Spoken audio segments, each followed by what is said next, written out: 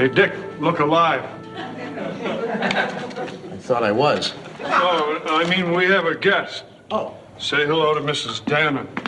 Hi there. Hello. She doesn't have a reservation, but I told her we don't have any guests anyway. We've only been open a few weeks. It seems longer. That's because the place is usually empty. I know this is really short notice, but I'll take whatever you have available. Fine. As long as it's your best room. Right. Oh, honey, I'd like you to meet Mrs. Dannon. This is my wife, Joanna. Hello. Hello. I just gave her our room. You're kidding. Yes. George, why don't you take Mrs. Dannon's bags up to room 5? Well, how much do I owe you? Oh, let me think now. Driving over to get you, and then you were late, and making a couple of stops for you on the way back, and pretty much blowing the whole morning. $2. Thank you. Oh, I don't have change for a 10. Well, that's your tip. Oh. Well, in that case, you can skip the $2.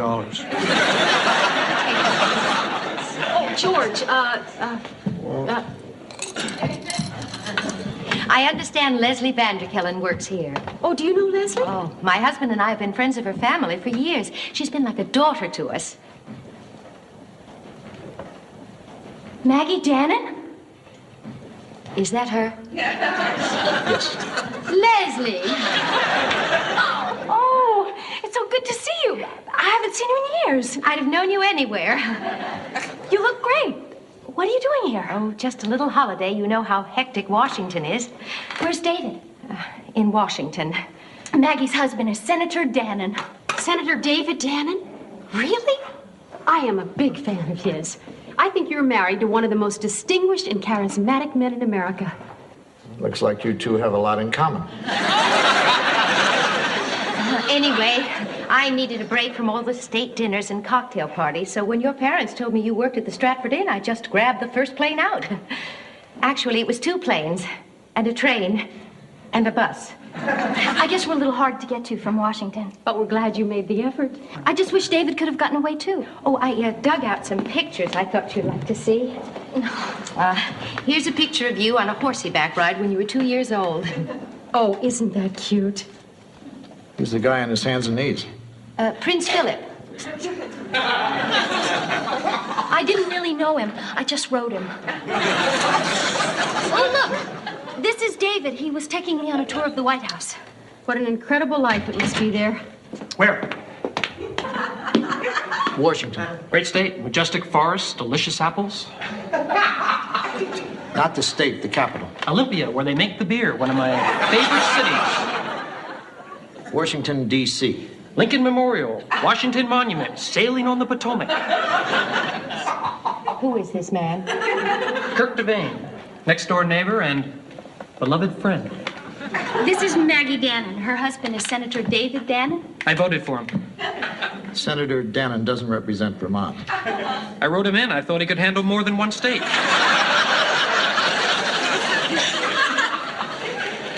Nice picture. Who's the stiff in the tux? Senator Dannon. Nice shoes. You and the senator certainly do make a handsome couple. If you'll excuse me, I think I'd better go to my room. I'm sorry. Oh. Maggie, what's wrong? Oh, listen, it's all right. It's all right. Dick? Really, it's okay. Whatever it is, it's okay.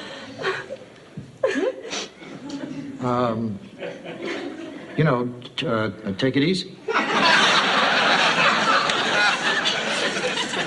Thank you. Maggie, whatever it is, you can tell us. It's okay, Leslie. This is my specialty. Now, what's biting you? I walked out on my husband this morning. And? I think that's it, Kirk. Right. You left David. Maggie, why? Because I'm no longer a part of his life. As far as he's concerned, I'm just a useless appendage, invisible. You don't really believe that. Oh, don't I? I left him a note this morning telling him where I'd gone and not to follow me because I never want to see him again. I'm just praying to God when he finds it, he comes and gets me. He's probably on his way right now. It's going to be fine. Don't worry about anything. Right. He's wonderful. Maggie? May I call you Maggie? Yes. May I call you Mags? No. If there's anything you need, I'm just a phone call away. If you need a hand to hold, a shoulder to cry on, a warm body to cling to. By the way, Leslie, this doesn't mess up anything between you and me.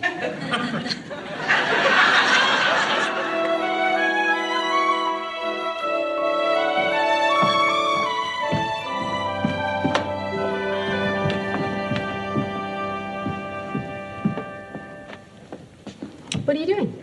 Oh, they asked me to write a description of the end for the travel guide to New England. Terrific.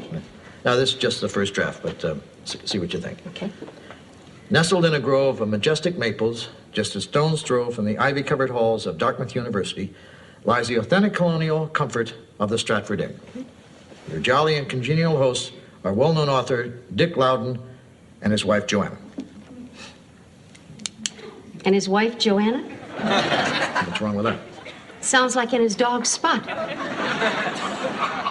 How about well-known author Dick Loudon and his jolly wife Joanna?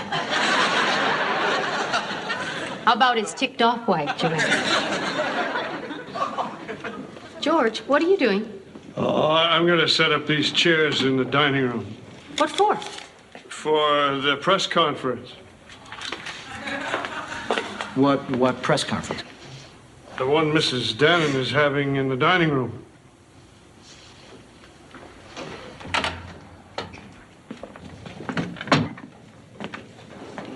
Maggie, are you sure you want to do this? It's not what I want to do, Leslie. It's what I have to do. What's going on here? Maggie's holding a press conference. I don't understand. Well, if my note didn't do any good, maybe he'll notice I'm gone when I announce our divorce on the 6 o'clock news. Divorce? I tried to talk to her, but her mind's made up. Leslie, would you please see about the hors d'oeuvre? Oh, Maggie, divorce is so final.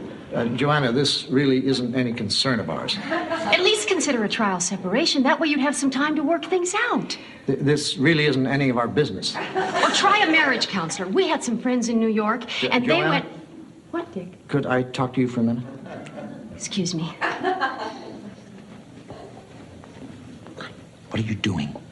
I'm just expressing a little compassion for a fellow human being, that's all. Well, stop it. Excuse me, is this the press conference for Maggie Dannon? Yes, hello. You must be a reporter. I'm Maggie Dannon. Let me get you a glass of champagne. Hi, I'm John Fergus. Oh, I'm Dick Loudon. This is my wife, Joanna. Hello? Oh, you're the people that bought the inn. I've been meaning to write an article about you for the home section. Really? Yes, can you tell me a little about the place? Well, it's nestled in a grove of majestic maples. Just a stone's throw from... Looks like you're the first to arrive. I guess the others will be here shortly. Who would that be? The other reporters. I think I'm it. What do you mean? I call the television and radio station, too. No, what you called is the television and radio shop, which I also run when I'm not being the only local reporter. This isn't a little small-town humor, is it? I don't think it is. I don't know why. I thought there would be more press here. I think for that you'd need the senator. Oh, isn't that the story of my life? Did I say something wrong? No. I think she's just a little upset right now. Maybe this isn't a good time. I've got a feeling you're right. Besides, that's what I hate about the newspaper business. Writing about people's personal problems. Thanks for understanding. Sure. Well, I've got TVs to fix anyway. He doesn't notice me when I'm there. He doesn't notice me when I'm not there. Maggie, you know he cares about you. Listen, why don't we go for a walk and talk about it? It'll make you feel better. I've run out of ways to get through to him. I just don't know what to do anymore. That poor woman. I know. Dick, you have got to call her husband.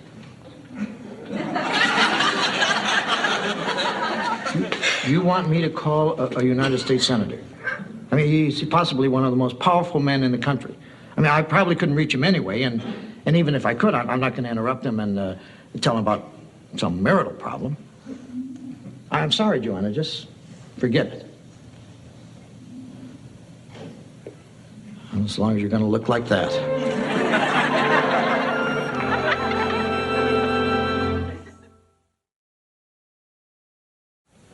Yes, hello. I'm trying to get in touch with Senator Dannon. Yeah, my name is Dick Loudon, and I'm Dick Loudon, and I'm calling from the Stratford Inn in Vermont. Well, I'm aware that the senator doesn't represent Vermont. Would you just tell him it's about his wife and it's very important? Thank you. I'm on hold. I mean, I told you this wasn't going to work. He's probably in a meeting. He doesn't know who. Yes, sir, Senator Dannon. I hope I'm not interrupting anything important. I am. Well, then, let me get right to the point. Yes, I'll hold. He really sounds busy. I can hear phones ringing, people moving. Yes, sir, still here. I run the Stratford Inn in Vermont, and I'm calling about your wife. Maggie Dannon, that's right. Well, sir, I don't know if I should be the one to tell you this, but it looks like your wife has left you. No, I won't hold. I'm on hold. Hello. No, I can't put her on the phone. She's out walking. Well, I think what you should do is get up here as soon as possible and straighten this thing out. Fine. We'll see you then. Vermont, that's right. When's he coming? Day after tomorrow. Well, I'm proud of you anyway. That was a strong and courageous thing for you to do. You made me do it. I want to apologize to both of you for my behavior a few minutes ago. I'm feeling much better now. I think the fresh air did some good. We've got some great news for you. Dick called your husband, and he's coming up. When? Day after tomorrow. Oh, well, I'm glad he could fit me into his schedule.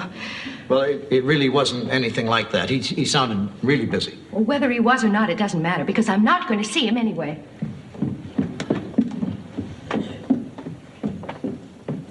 I really want to thank you for getting me involved in this.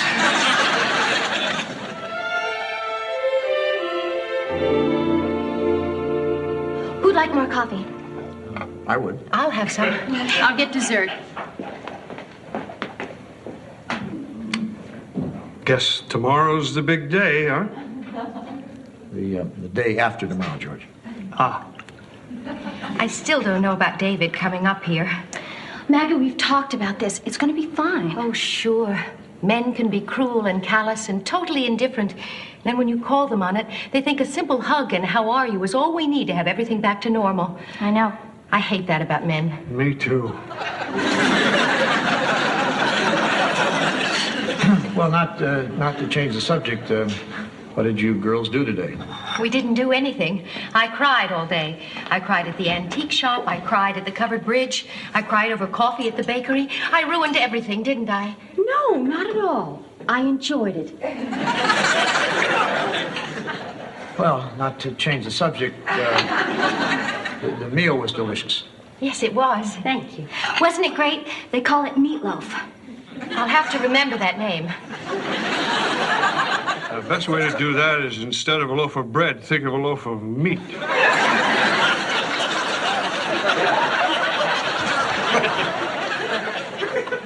It's so quiet here, so tranquil.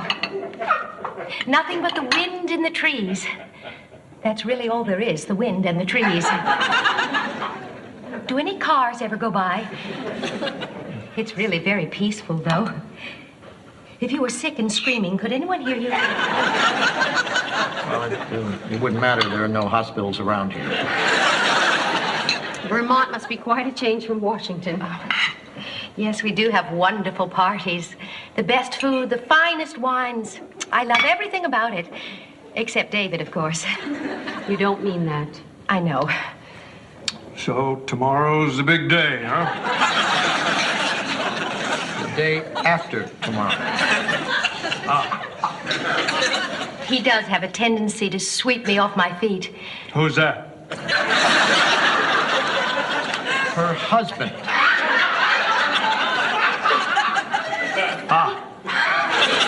He can talk me into anything. I guess that's what scares me about facing him. If there's anything we can do to help. I don't think there is. If you could both be in the room with me. Don't you see? David is so strong. With you two there, maybe I would finally have the courage to stand up to him, to strip him bare emotionally. You know, like they do in those encounter groups where they just end up with two naked souls, trembling and in tears. Well, we'll be happy to be there. Won't we, Dick? Giddy. Well, one way or another, I guess we'll know tomorrow.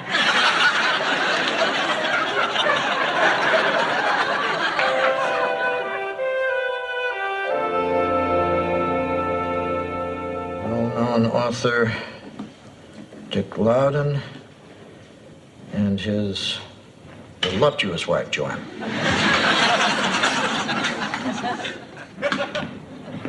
Well, today's the day. Dick. Honey. Do you think I'm overdressed? If you're getting married, no. When a member of the Senate pays a visit, I don't think there's anything wrong with dressing for the occasion. Well, look at Leslie. She isn't dressed to impress anybody. Thanks, Dick. No, I mean, you're just dressing appropriately. Well, I think I'm dressed appropriately. I mean, he is an elected government official.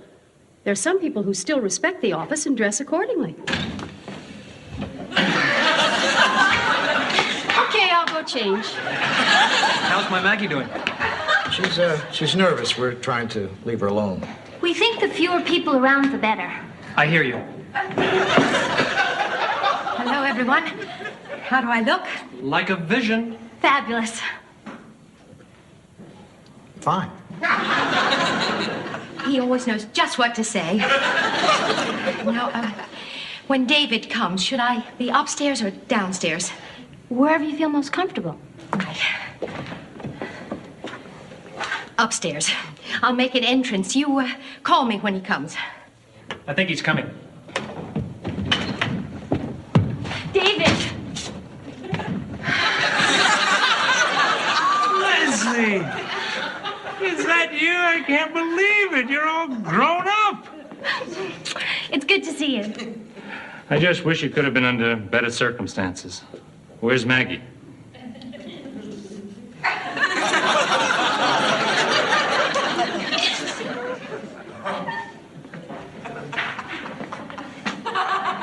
Maggie? Oh, hi. It's good to see you. It's nice of you to drop by. I've been worried about you ever since you left Sunday. Saturday. Whenever you left. I've hardly been able to think about anything else since someone called and told me you were gone. That was me. Was it great? Thanks. Hello. Oh, David, I want you to meet some people that I've grown to love over the past few days. Dick and Joanna. Dick and Joanna. Wonderful. Nice to meet you, Senator. And Kirk. Wonderful. Senator, if you want to be alone, you're welcome to use my study. Oh, no, I want both of you in there. If you don't want a crowd, we understand. I want whatever Maggie wants. I want both of you in there. Do you want me in there? No. Well, into the lion's den, so to speak.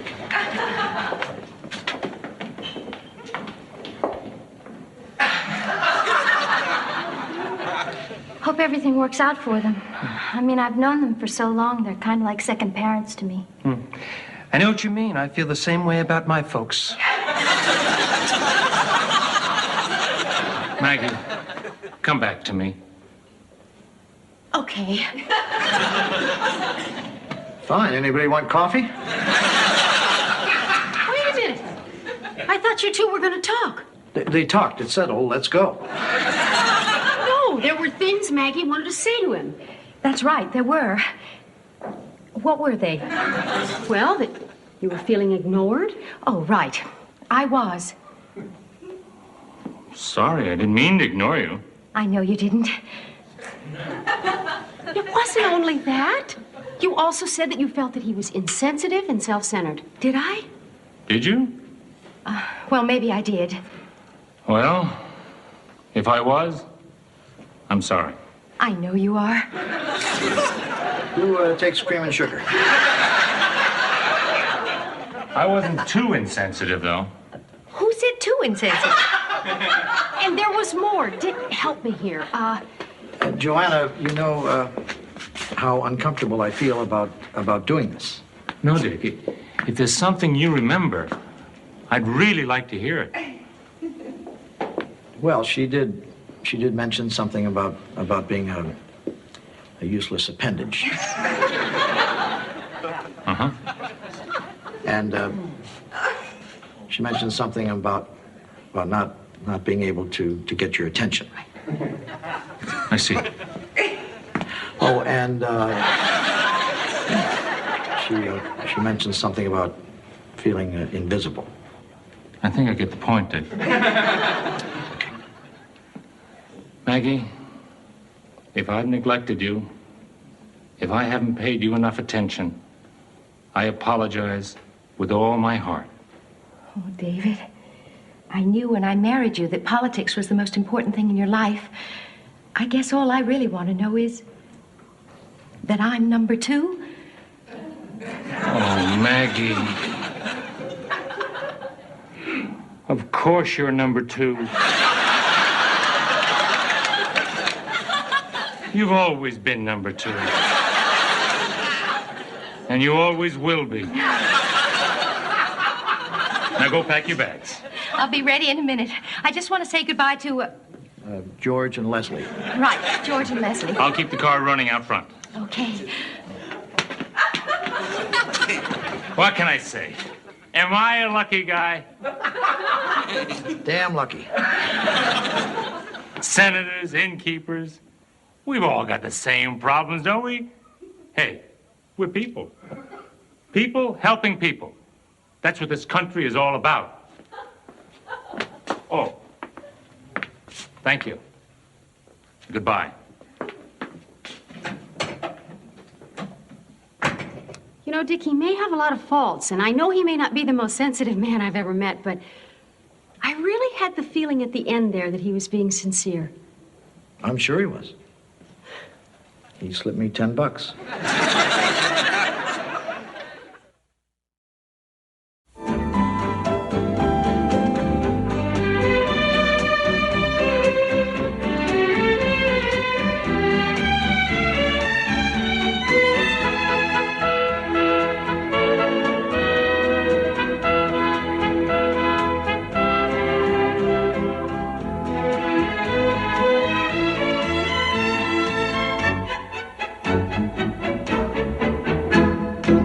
Meow.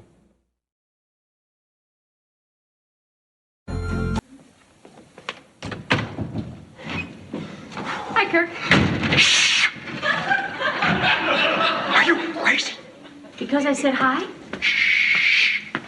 Where's Leslie? She's in the dining room. She's studying. I wouldn't go in there. I don't want to go in there. I just wanted to make sure I don't run into her. Leslie finally agreed to go out with me. Tonight's our first date. Oh, that's right. Yeah, I don't want to spoil it by seeing her ahead of time. Oh, that's dumb. You're right, it is dumb. But that's the way I want to handle it. Anyway, I just came over because I want to know what aftershave I should wear tonight. So I want you to tell me which one is best. Okay? Yeah. Good. All right. Nice. Good. Uh-huh. Mm-hmm.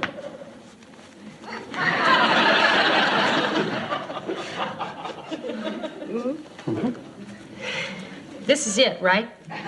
Yeah.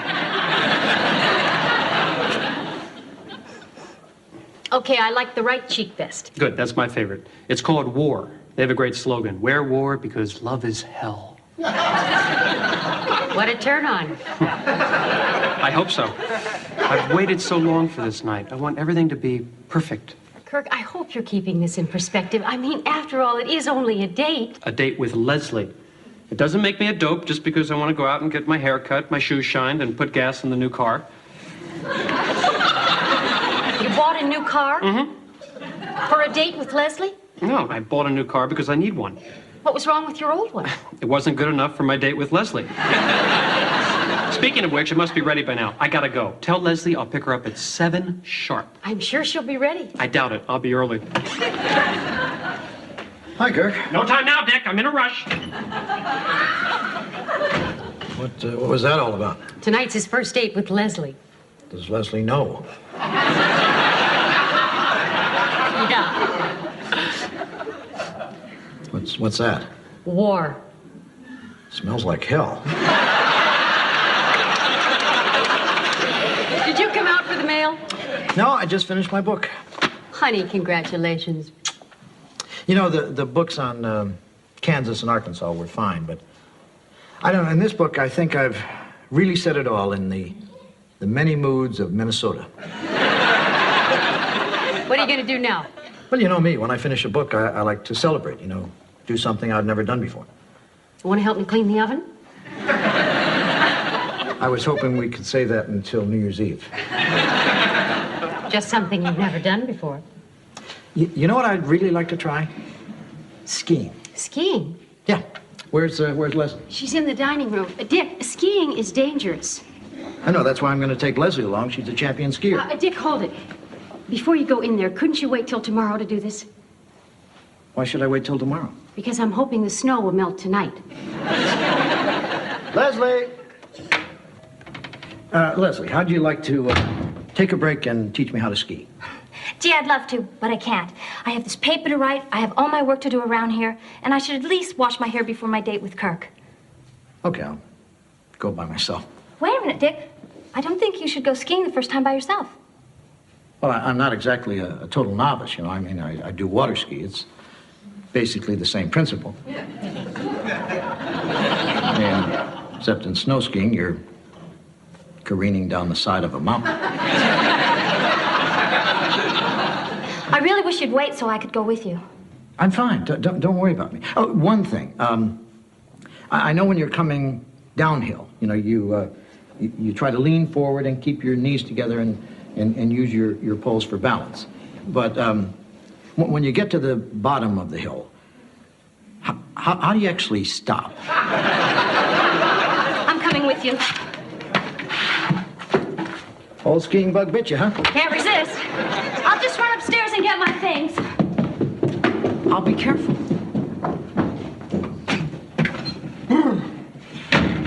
I thought I'd knock off for lunch. It's 10 o'clock. George, it's okay. If you want to take a break, it's fine. Oh, good. I think I'm coming down with a cold. What have you been doing? Looking for my snow shovel. Has anybody seen it? Well, the last time I saw it, it was in the garage. Oh, I can't get in the garage. Why not? It's full of snow. How come the garage is full of snow? Oh, I forgot to close the doors last night. And that's why you need the shovel. Yeah, it's a vicious circle, isn't it, Dick? Well, now you can't go skiing. Your car's in the garage. I'll use George's truck. Oh. While you're out, how about picking up a new shovel? Well, it's just a thought.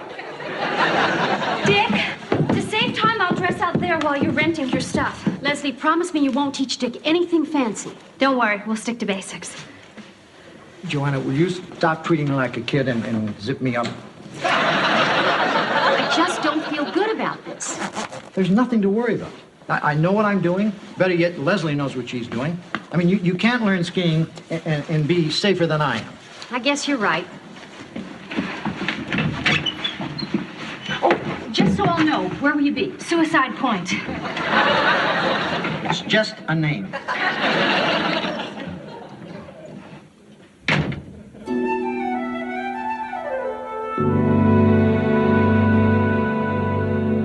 Yes, there are all kinds of things to do up here. We have nature trails, scenic drives, historical sites.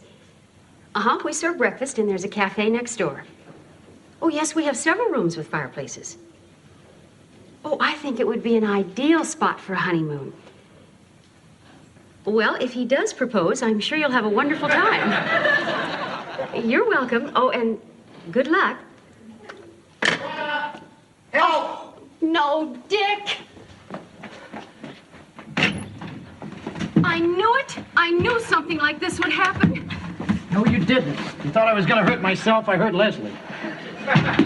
Help me get her to the sofa. What happened? Oh, it was a fluke.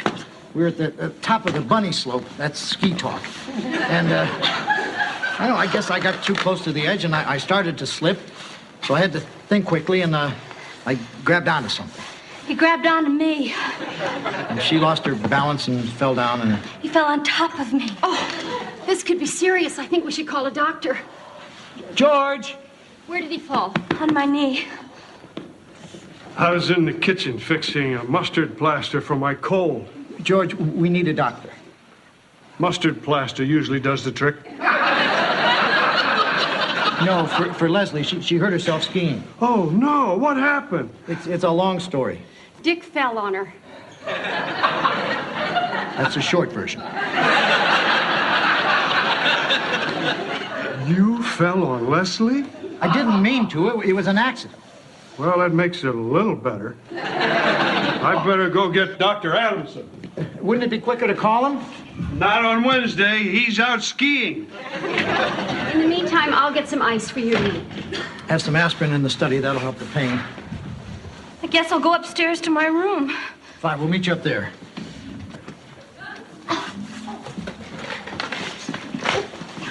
Watch your step, Dick. Okay.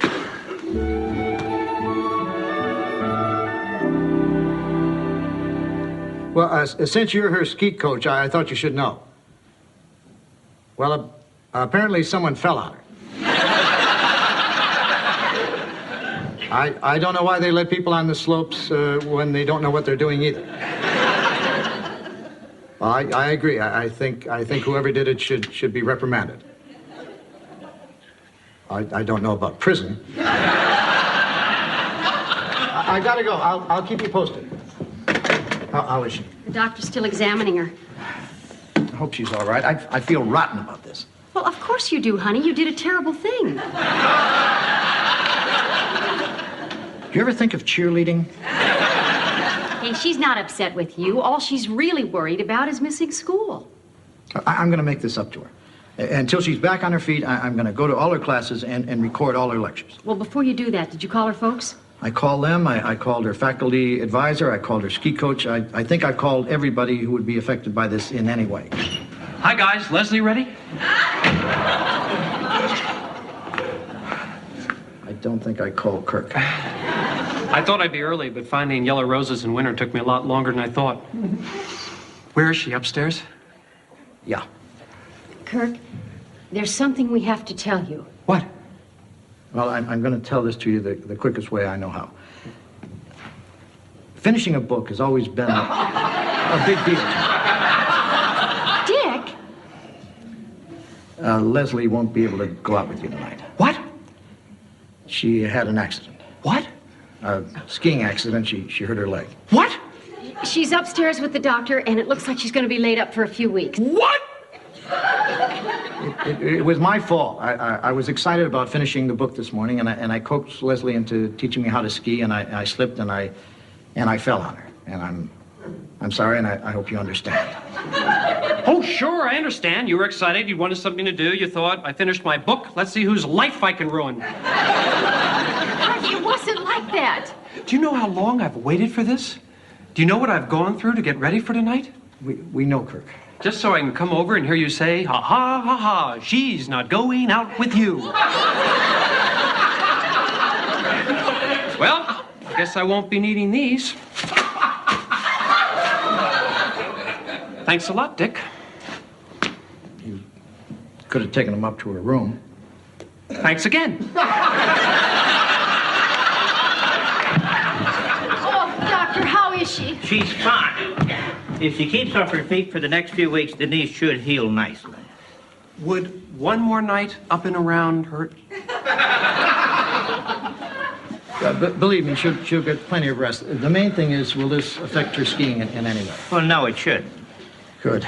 Unless she wants to be a world-class skier or something. That's what she's in training to be. Oh, really? Yes. Well, in that case, I can't make any promises. We'll just have to wait and see. I'm sorry. Well, don't feel bad, Dick. She still has her career as a maid.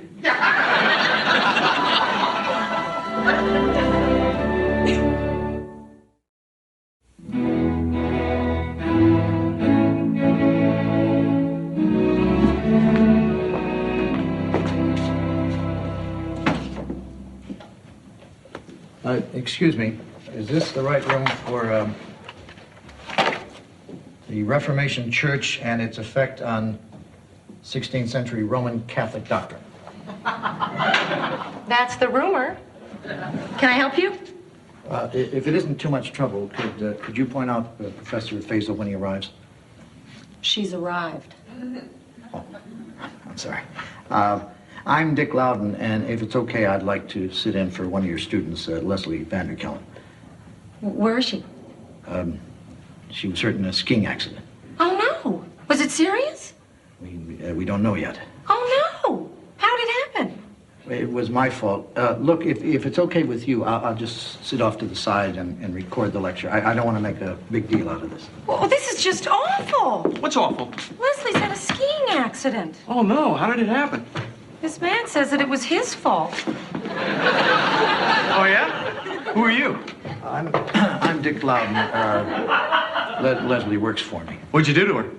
I fell on her. You fell on her? Fell on who? Leslie. What are you talking about? This guy fell on Leslie while she was skiing. Oh, no. Is she all right? It's who all right? Leslie. What's wrong with her? She's had a skiing accident. Who's had a skiing accident? Leslie! This guy fell on her. Oh, no! Here in the report you on it. Did you hear about Leslie? What about it? Let him tell you. Look, I didn't want to make a big deal out of this. Hey, what's going on? Maybe I'll tell this just one more time, and we'll get it out of the way. I forced Leslie into going skiing with me, and I don't know what I'm doing. And being the clumsy idiot that I am, I fell on her, and I sprained her leg and maybe ruined her whole life. Well, I think we better all take our seats. We do have work to do. I don't think you should be allowed to stay in our unit the rest of the season.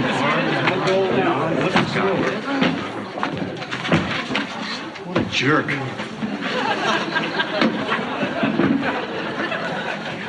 All right, all right.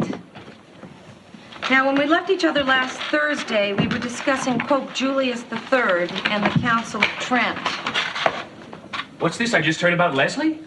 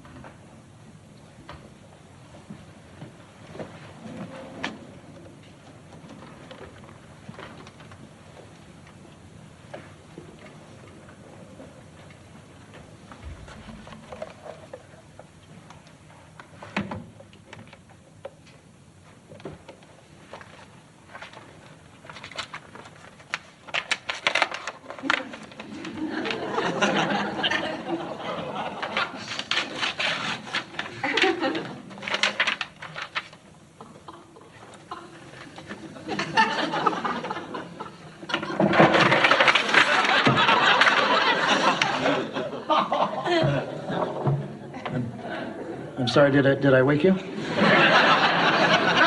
Yes. Just wanted to leave you a note. So how's your leg? Fine. Really? Yeah, as long as I don't move or touch it. I brought back your tape recorder. Was it a good lecture? Yeah, the first part's a little choppy. People kept coming in wondering what I had done to you. It's amazing how a whole class of theology students can be that unforgiving. I'm sorry you had to go through that. Oh, I'm sorry you had to go through this. Oh, which reminds me. I brought you something. What for? What for? Leslie, I fell on your leg. I mean, I caused you a lot of pain and trouble. And I may have ruined your whole skiing career. I just wanted to make it up to you. So you bought me a box of chocolates? Yeah. Somehow it seemed like a bigger gesture at the time. Really, that's sweet. I just wanted you to know how badly I feel. I know you do, but I wish you'd stop it. Dick, you and Joanna have been terrific to me. You both really care about me, and I appreciate that. Well, I wish I'd have cared about you enough to get somebody else to go skiing with me. Dick, do you realize that up until now, I've never had one thing wrong with me in my whole life? I've never been a gram overweight. I've never had a cavity. I've never even had a pimple. Are you saying you had this coming? No, I'm saying, why me? Well, I just wanted you to know I hope you get better, because I'm planning on going to the Olympics and see you win that gold medal. Why don't you get some rest, and I'll see you tomorrow. Okay.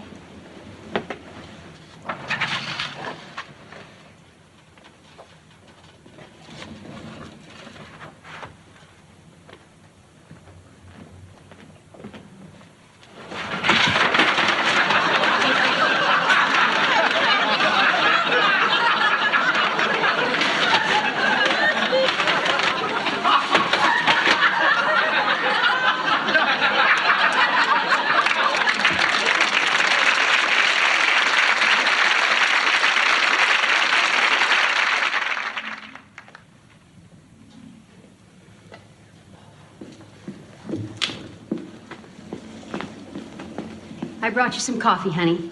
I don't deserve any coffee. Oh, you deserve this.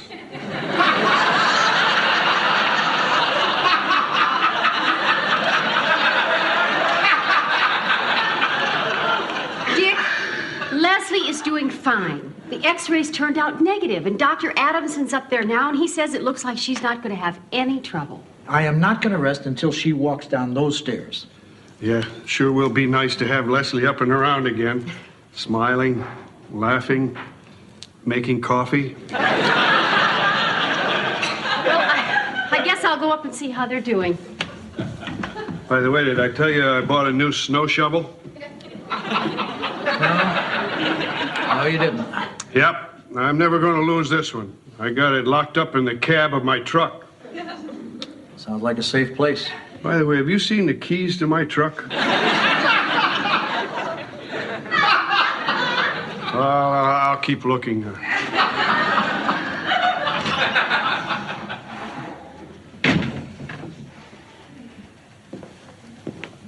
Hi, Dick. Hi, Kirk. I don't know if you've noticed, but I haven't been around the last few days. It's been 9 days. Actually, I've been around. I just haven't been around you. I was mad. That's what I figured. Well, it's an immediate reaction when someone mangles the thing you love.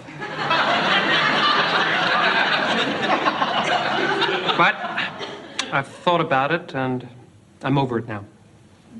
Good. No hard feelings? No hard feelings. I'm not ready to shake your hand.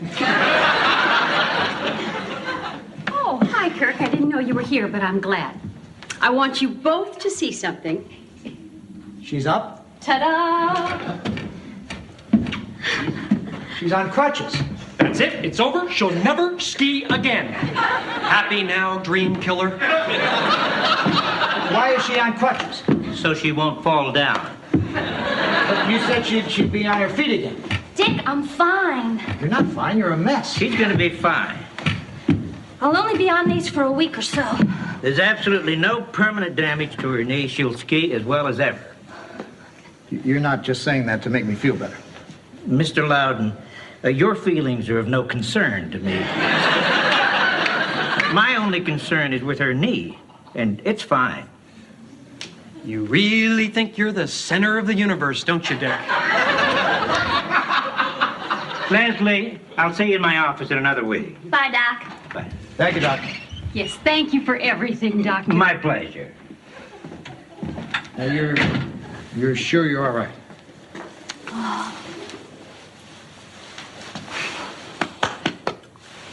Now, do you believe me? I can hug without pain. Let me see.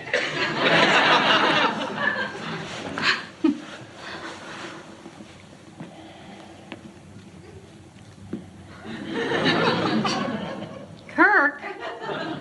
She's fine. Fine, she's fantastic. I can't breathe, Kirk. Sorry? Must feel really good to be back on your feet or your foot again after all that time in bed. It does. If I don't hurry, I won't make my 2:30 class. Class? Don't you think you're rushing things a little? I can go to class for you. No, thanks, Dick. I want to start doing things on my own again. How about my giving you a ride to school? You still haven't seen my new car. Terrific. You're sure you're not just putting up a brave front? Stay out of this, Dick. I want her in my car. Really, you guys? I'm fine, believe me. I had a minor setback, but I came through. Nothing's changed. I'm exactly the same person I was before.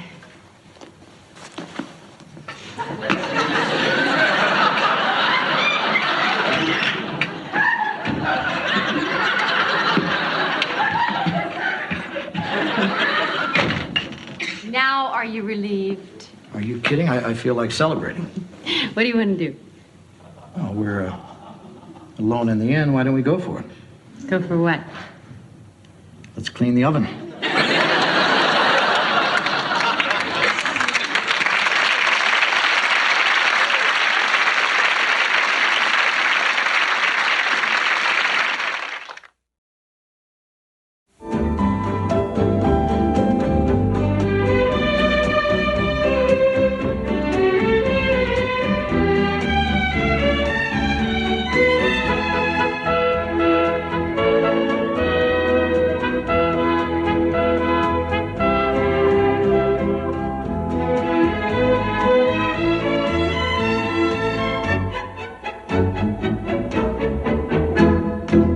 Meow.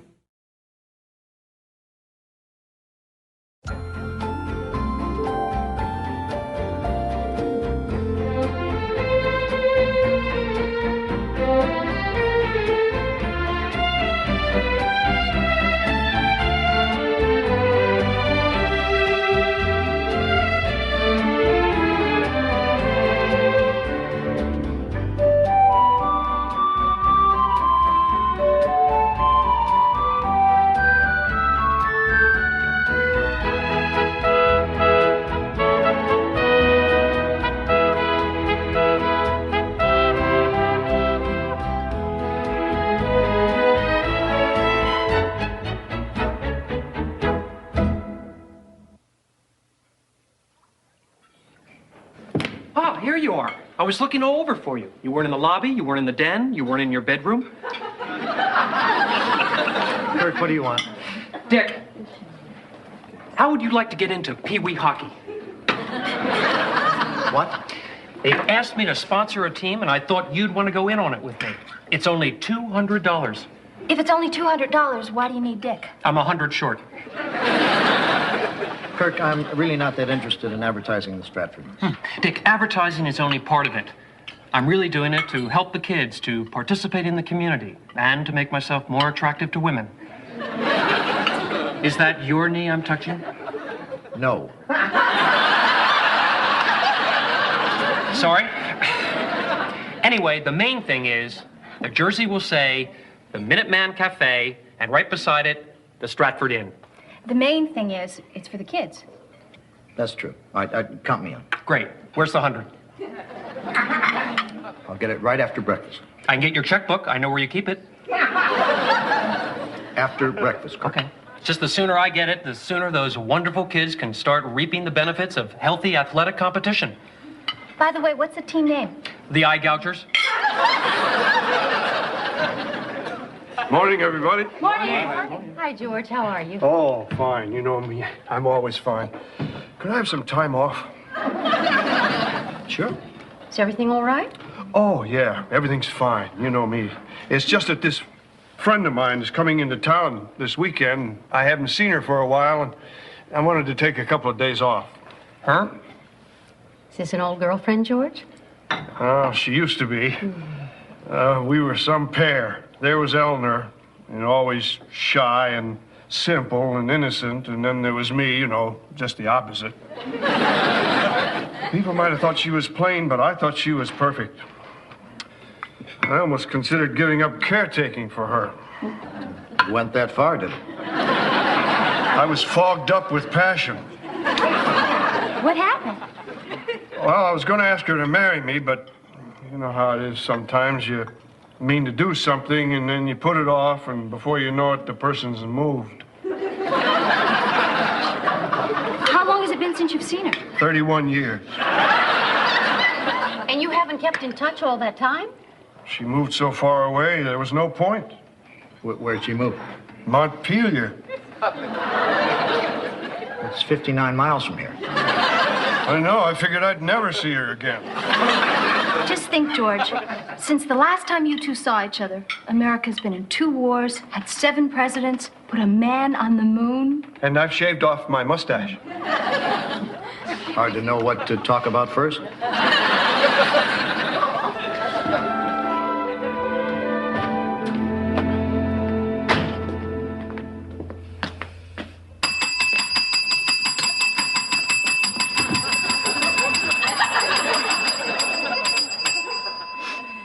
Kirk, what are you doing? Looking for you guys.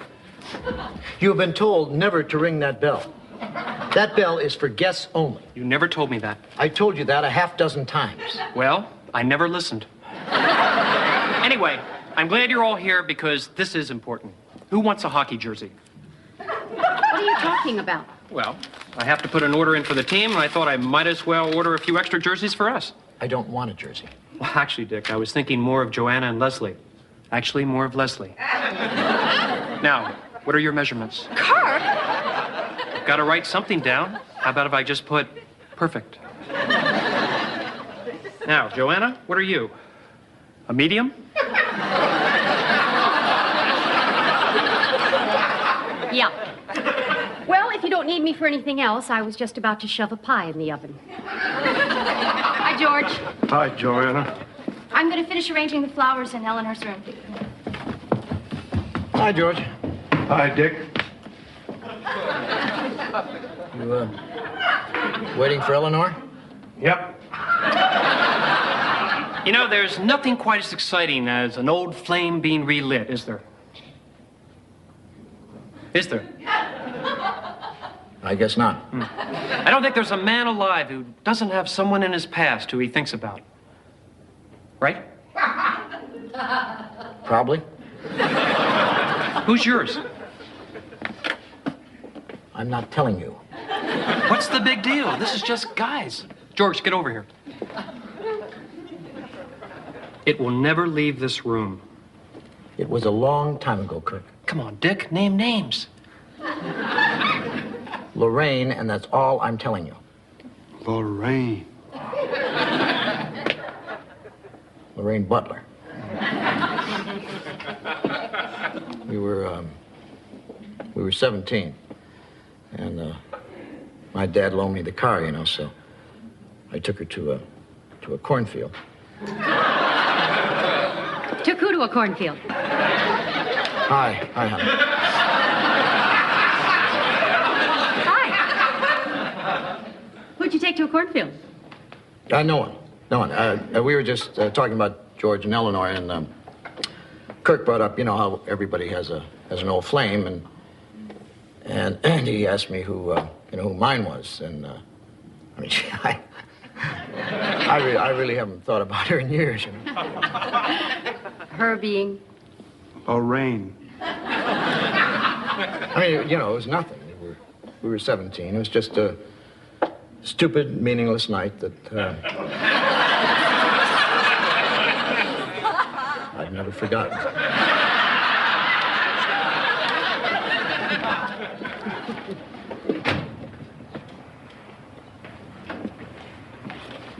George, Huh? isn't that Eleanor? No. George, Huh? it's Eleanor. It is? 31 years. Can you believe it? Yes. Well, let me have a look at you.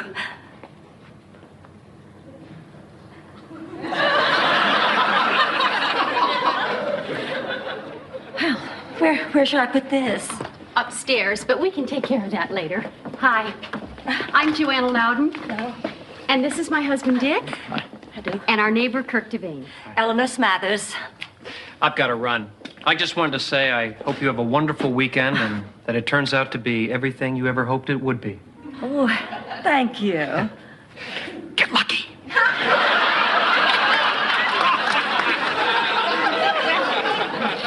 Eleanor, it's really nice to have you here. I can just imagine the million questions you two must be wanting to ask each other. George? Can I take your bag? That's all right. It's light. I packed for the weekend. Oh, well, in that case, let me show you to your room.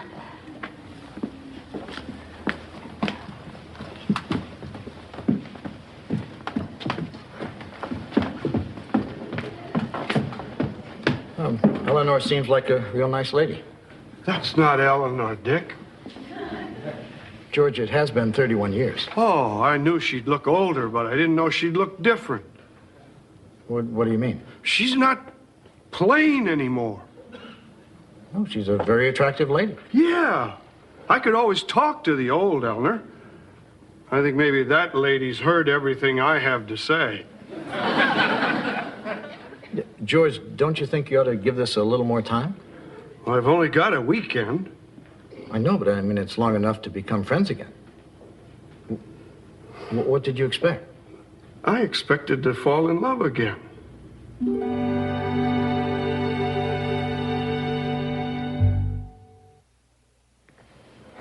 Here, let me hang that for you. Oh, thank you.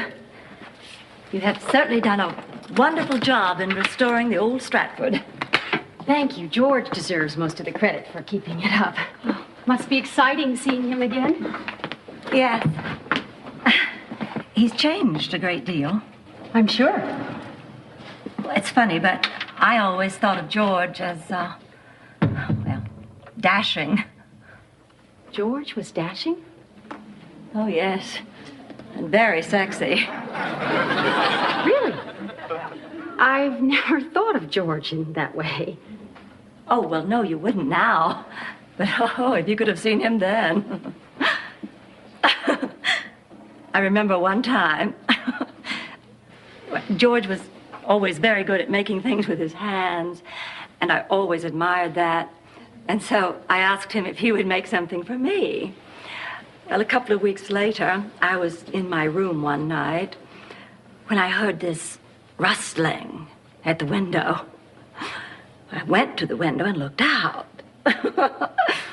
It was George climbing up the side of our house. That nut had made a ladder.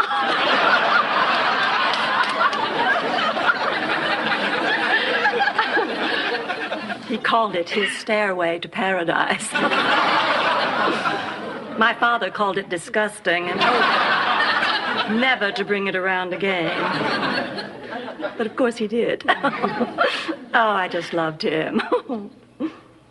Well, I'm sure George still has a little of the old George left in him. Oh, I don't know. He seems to have gotten awfully rough around the edges. Maybe seeing you again will bring out some of that old charm. Ready to tie on the feed bag? I think he means have lunch. Excuse us.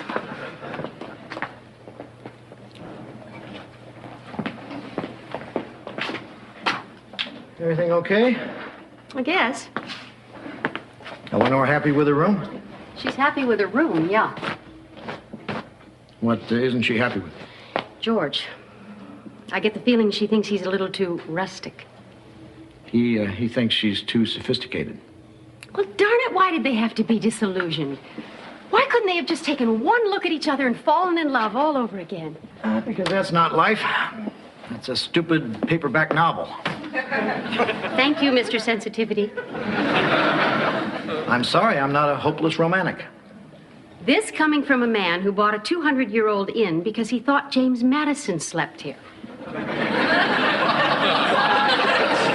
Look, don't get me wrong. I mean, I wish George and Eleanor weren't disillusioned either, but I mean, you have to face reality.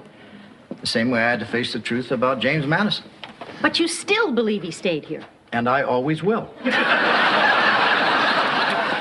Well, I am not going to write this weekend off. They'll talk, they'll get reacquainted, and they'll find out they haven't changed as much as they think they have. Eleanor says she wouldn't dare be seen without her lip gloss.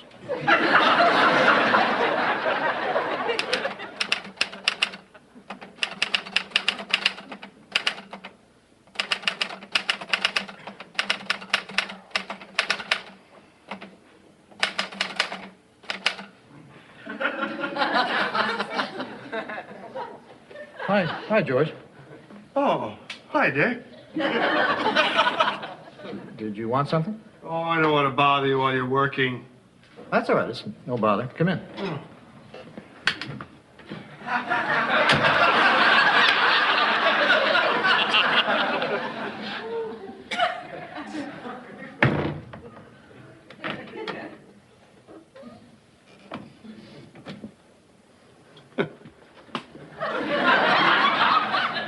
Dutch doors are tricky. Yeah, the Dutch are funny people.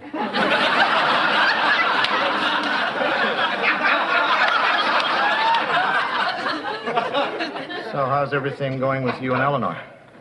How did you know that's what I wanted to talk to you about? Shot in the dark. Things still a little awkward between you two? Oh, no, there's no awkwardness. We just can't think of anything to say to each other. Dick, how am I going to get Eleanor back to being Eleanor? I don't think you can, George. Oh. At least not completely. Well, how much would you say I could get back? Depends on how much you do. What would you do? Well, you ought to maybe try to do some of the things you used to do together. I mean, you know, Joanna and I have done that. 5 years ago, we took a second honeymoon. You know, we went to the same hotel, had the same room, ate in the same restaurant. What'd you have? I don't remember, George. The point is that it was great. You know, we lived a lot of memories, and we were honeymooners again. Well, I like the idea of the hotel room, but I don't think Eleanor would. George, that's not what I'm suggesting. Do you remember one place where the two of you used to, you know, spend a lot of time? Yeah. Well, take her there. I can't. Why not? I traded it for a truck. Is there another place? Yeah, I could think of one. You know, Dick, that's a good idea. How'd you ever come up with that? I guess I'm just a hopeless romantic. Oh, I'm glad Eleanor waited 31 years to come back. Why is that? If she'd come back before I met you, I don't know what I'd have done.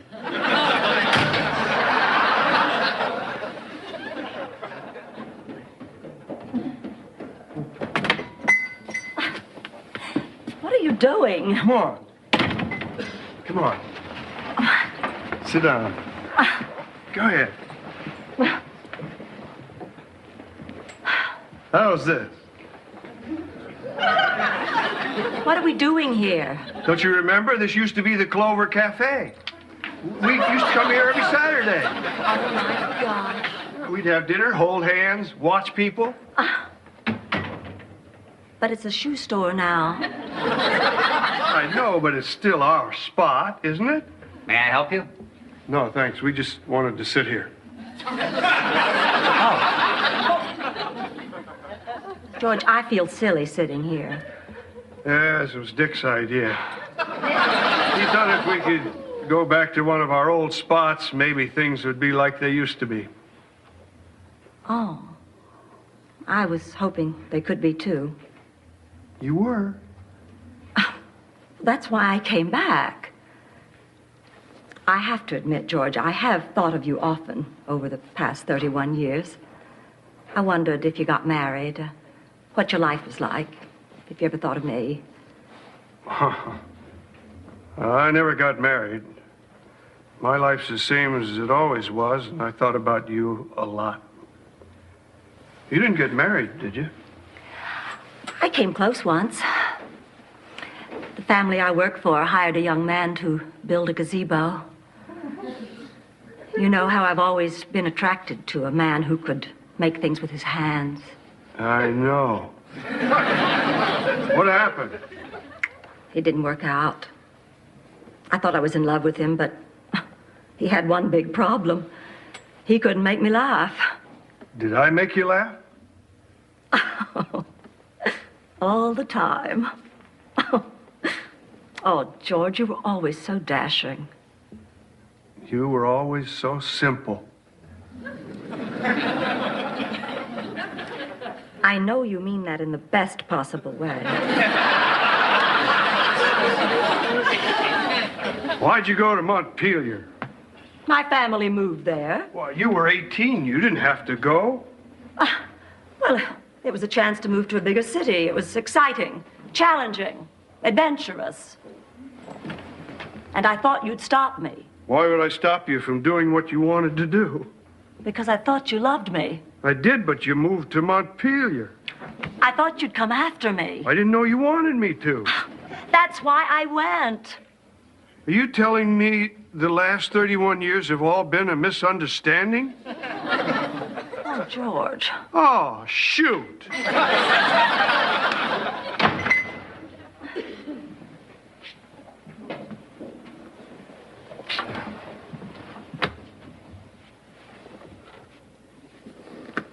Please. We can't sit in a shoe store regretting the last 31 years. We can for a minute. Now, wait, George. We've both been happy. We've both done pretty much what we wanted to. Any chance we could pick up where we left off?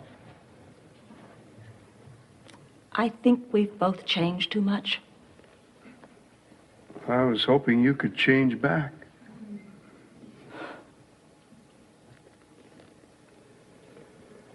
I guess there's no point in staying here, unless you wanted to look at some shoes. No. Come again.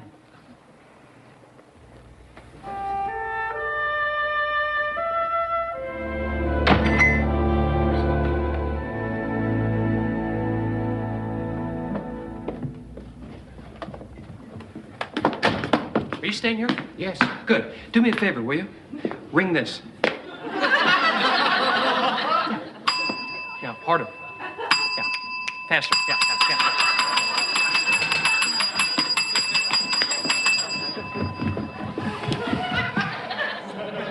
He did it. He told me to. Did not. Did too. It's okay. It doesn't matter. It does too. Does not.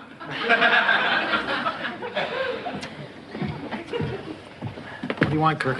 They made up a sample jersey for me, and I wanted to show it to you. Leslie, I want you to see this, too.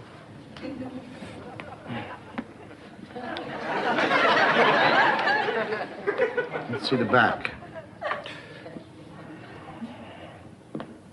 The Minuteman Cafe, right beside the Stratford Inn. Obviously, the manufacturer made a mistake. Obviously. The question is it a mistake you can live with? Okay, it's not. I'll make a phone call. In the meantime, Leslie, would you like to try this on? Kirk, it's a little small. Put it on. Let's see how small. Oh, come on, Kirk, grow up. Please? For Kirky?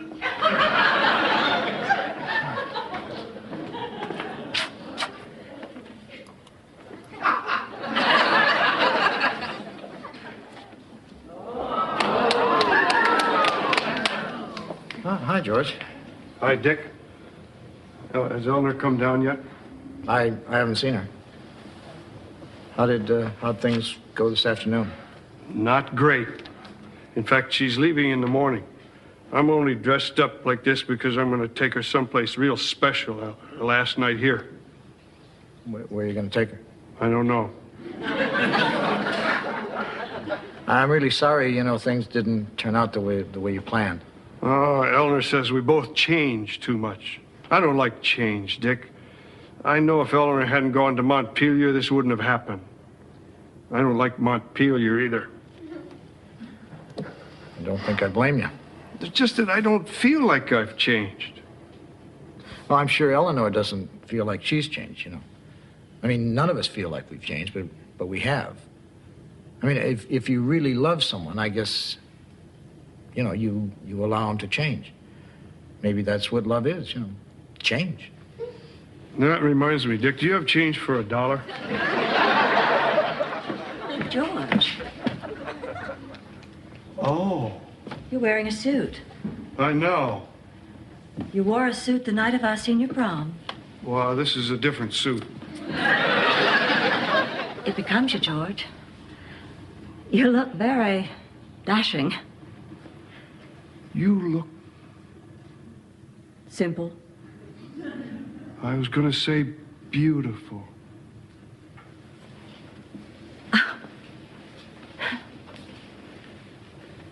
Now, this is the Eleanor I remember. Your carriage awaits. George, you always could make me laugh. I didn't mean it to be funny, but what the heck?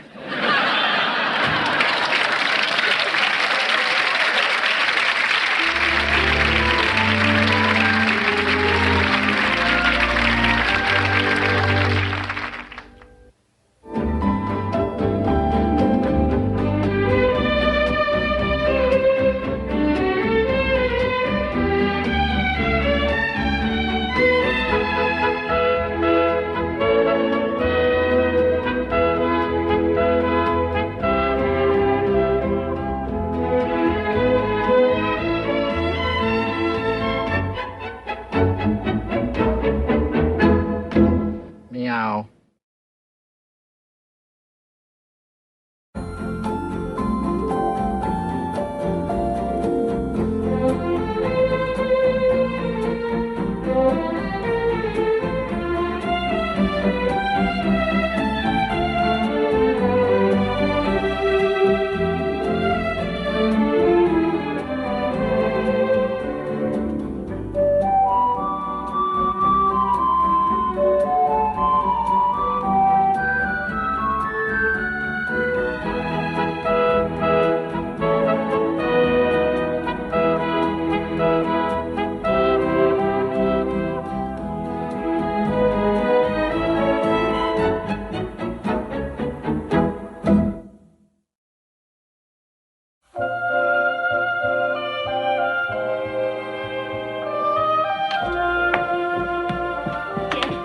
Stop whatever you're doing. I just got a great idea.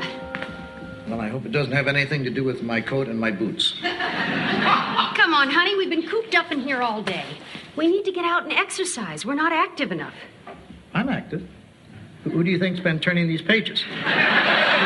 Dick, it's not healthy to stay in the house all the time. Come on. Put on your boots and let's go for a walk. What are you doing? I can put on my own boots. Well, then do it. I don't want to. I mean, it's snowing. It's 8 degrees out there. Why do we have to do it now? Because it'll be invigorating. It'll be invigorating later. Like when? Like spring. Dick, you need exercise. Without it, your muscles atrophy, your arteries clog, your heart gets weak and shrivels up. You want to just lie there like a lump and deteriorate? I'd like to give it a shot.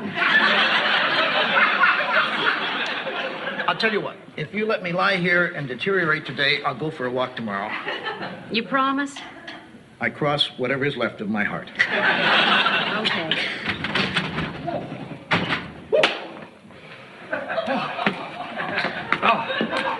Hi, guys. Is Leslie around? No, it's her day off, and she went skiing. Oh, do you know what time she'll be back? Well, it could be hours. Oh, wait. Is there anything in particular you wanted? Yeah, I wanted to be around Leslie. But this is good. This will give the three of us a chance to talk. Talk about what? I don't know. It just seems I'm always talking to Leslie, and the three of us haven't had much of a chance to really get to know each other. I guess that's true. Yeah. Now, the first thing I really want to know is this. What time do you think Leslie will be back? If wishing can make it so, any minute. Hey, Dick, I'm glad I caught you. As a history buff, you'll love this. A doormat? It's not just a doormat, it's the first doormat. Ever? No, here at the inn. My father bought this the year I was born. Imagine if these bristles could talk. That would be some doormat. You know what I think I'll do? I think I'll put this mat by the front door and put the one that's there now out by the back door. You know, I like a man who's not afraid of change. Hi, George. Hey, hi. Oh, hi, everybody. See, it still works. I want you to meet one of my oldest and absolute best friends, Blake Lemaster. This is Dick and Joanna Loudon, the people I work for, and our next-door neighbor, Kirk Devane. Well, it's nice to meet you all. Same here. Weren't you the one I spoke to on the phone this morning? Yes, I just flew in on the spur of the moment. Oh, by the way, thanks for telling me where I could find Leslie. Do you know what he did? I was skiing down Suicide Point, practicing my slalom, when all of a sudden he swooped down, caught me from behind, lofted me on his shoulders, and carried me onto the base of the mountain. Where we collapsed into a snowbank laughing like children. Have you ever heard of anything more incredible? Oh, I've never seen anything like him. Skiing, huh? Yeah, do you ski? I guess I ski. I grew up in Switzerland. I know Switzerland. What part? The snowy part. If you're from Switzerland, what happened to your accent? I lost it in a bad fall. Why don't we all come over and sit down? Yeah.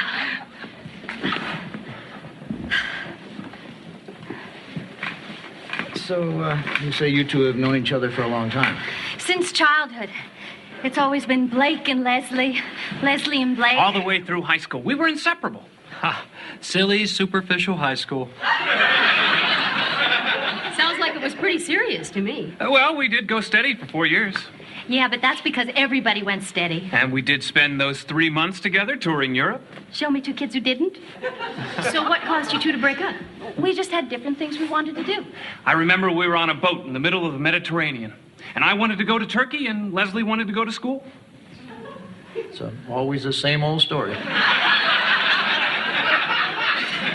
So what do you do now, Blake? Oh, this and that. Will you listen to him? Believe me, if it's a challenge, if it's dangerous, if it's never been done before, Blake will do it. We sound like twins. Say, I got an idea. Why don't the three of us have dinner tonight?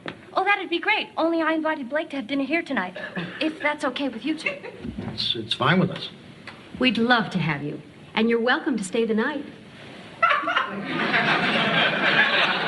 Thanks a lot. I'd like that. Oh, I hope you don't mind, Kirk. Maybe tomorrow. No, fine.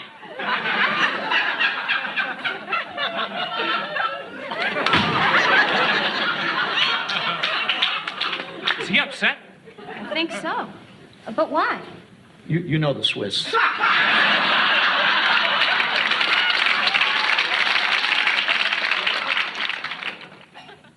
Look at how smooth the snow is out there.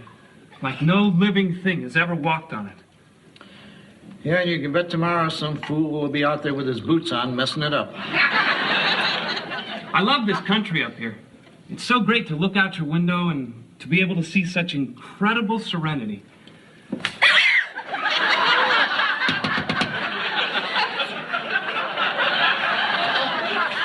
Kirk's here.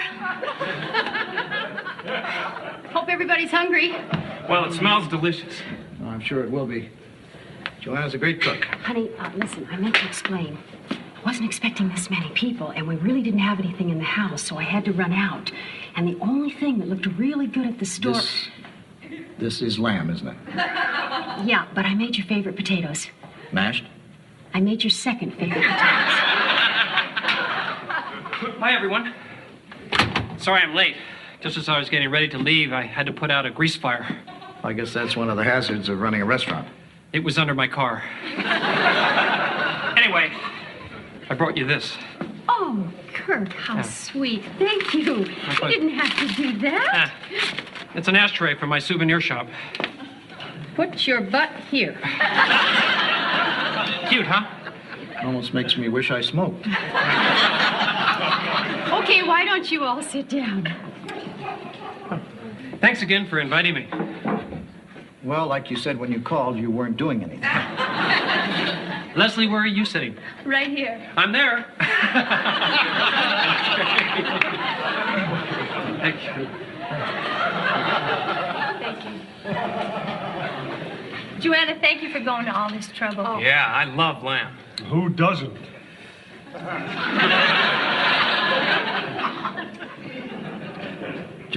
George, I was just about to make a toast. All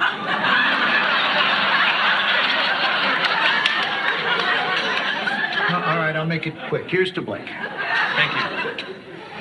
Now I'd like to make a toast. Is that okay? Sure. Wine comes in at the mouth and love comes in at the eye. That's all we shall know for truth before we grow old and die. I lift my glass to my mouth. I look at you and I sigh.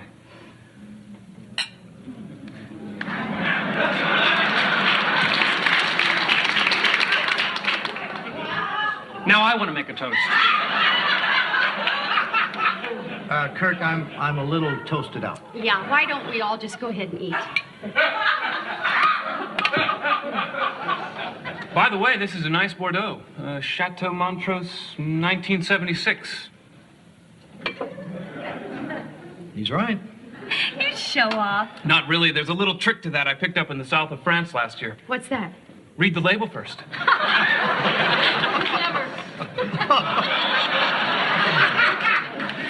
You know, I once picked up a little trick in the south of France.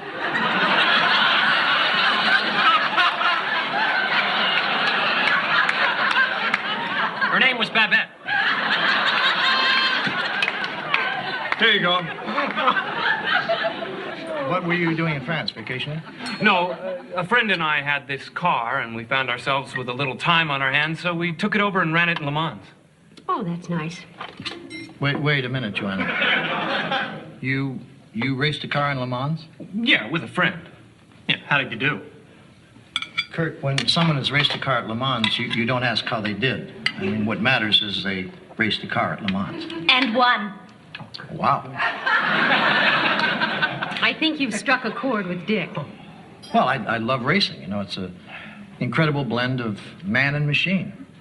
I can't think of anything more exciting. How about watching the sun coming up over Mount Kilimanjaro? Oh, yeah.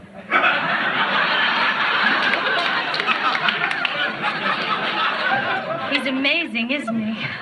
Blake, you sound to me like you've traveled some. George, Blake's been around the world. How many times? Oh, I don't know. 10? Or 20. And I still can't believe the things he does. If there's a mountain, he climbs it. If there's an ocean, he swims it. If there's an evening, he ruins it. And what's more amazing is that he always succeeds at everything he does. As long as I've known Blake, he's always won at everything he's ever tried. Well, I guess there's only one thing in my life that I have wanted and haven't won. What's that? This lady right here. Oh, Blake. No, Leslie, it's true. That's why I'm here. What do you mean? Yeah, what do you mean? Leslie, I came back to ask you to marry me. And I don't care how long it takes. I'm not leaving until you say yes.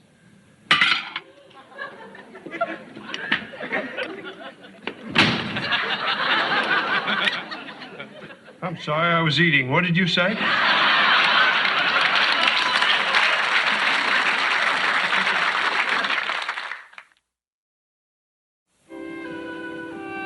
What do you say? Blake, I'm not ready to be married. Do you love me? You know how I feel about you. But what about my education? What about the Olympics? Leslie, what about them? When you study, I'll be there right beside you, turning the pages. When you're skiing, I'll be the one holding the stopwatch. Leslie, I don't want to interfere with your life. I want to champion it. You know, this would mean you'd have to come here to live. I mean, it's not Tibet or Khartoum. It's just plain old Vermont.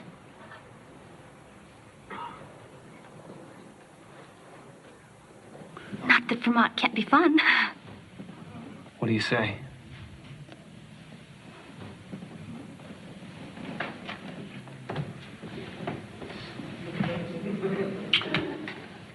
Dick, do you need anything? No, that's all right. I came down to get something, but I can get it in the morning. What were you going to get? A book to read tonight. Well, don't worry about us. No, that's all right. I should be in bed. I have that walk tomorrow. Dick, don't be silly. Get the book. Well, it'll only take a second. Grab the first book I see.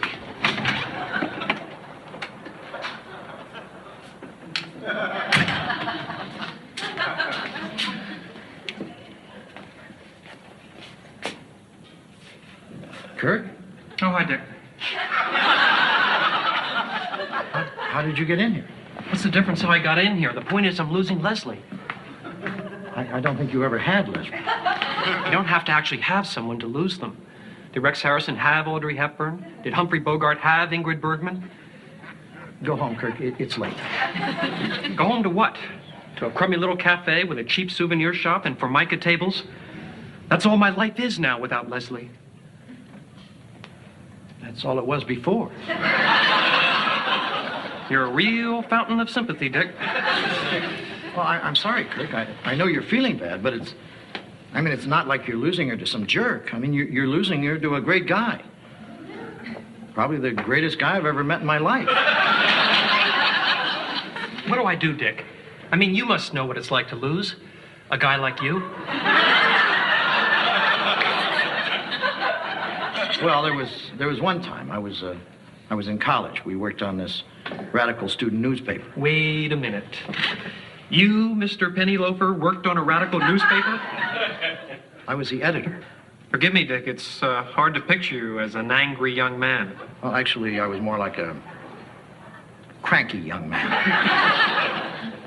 Anyway, I was dating our food critic. You had a food critic on your radical newspaper? Well, remember, this was the 50s. You know, there wasn't all that much to criticize. Food and 3D glasses were about it. Get on with it, Dick. Well, I was really crazy about this girl, you know? I mean, she was everything I ever wanted. And then she started dating our faculty advisor. I'm glad. Well, I knew I couldn't compete. You know, he was older, wiser, more experienced, but, I mean, that didn't mean I stopped fighting. You know, I wanted her, and I wanted to let her know it. Did you get her? No.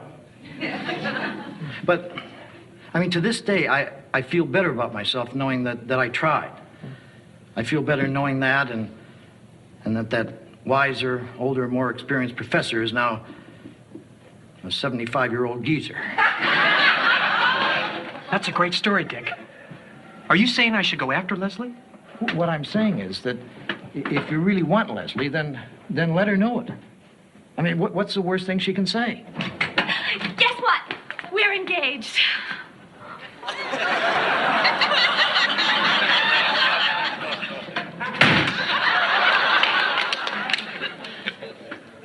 I guess he can't wait to tell everyone.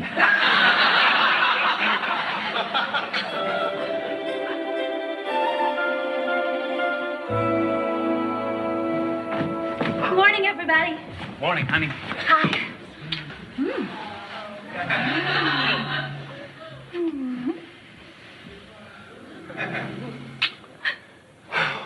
I love her. I guess. Okay, I'm ready. Me too. too. Oh, that's right. Today's your walk. Yeah. Yeah, we have a nice day for it, too. It stopped snowing. The thermometer shot up to 10. This is going to be good for both of us. It's going to put color in our cheeks. It's going to make us feel better. We're going to love it. You're right. All right, let's get it over with.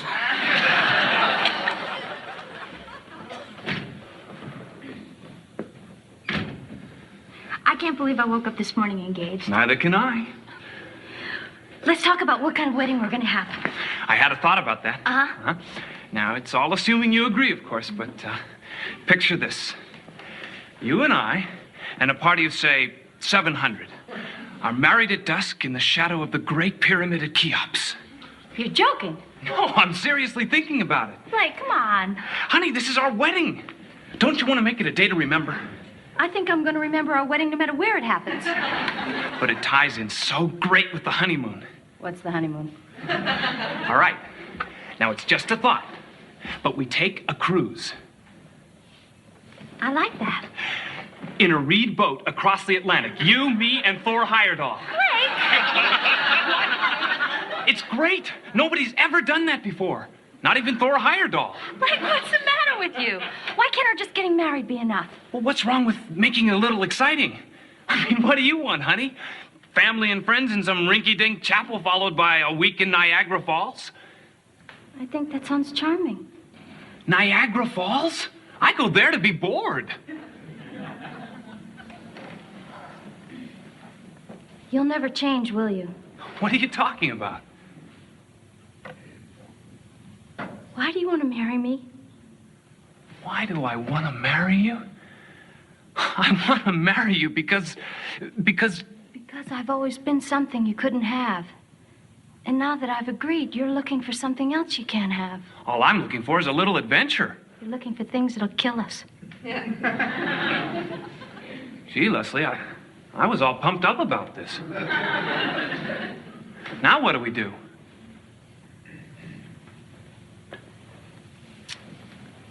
I'll tell you what I think we should do. I think that you should go to Egypt and check out the pyramids. And I'll stay here and finish school, and maybe in a few years we'll get together again.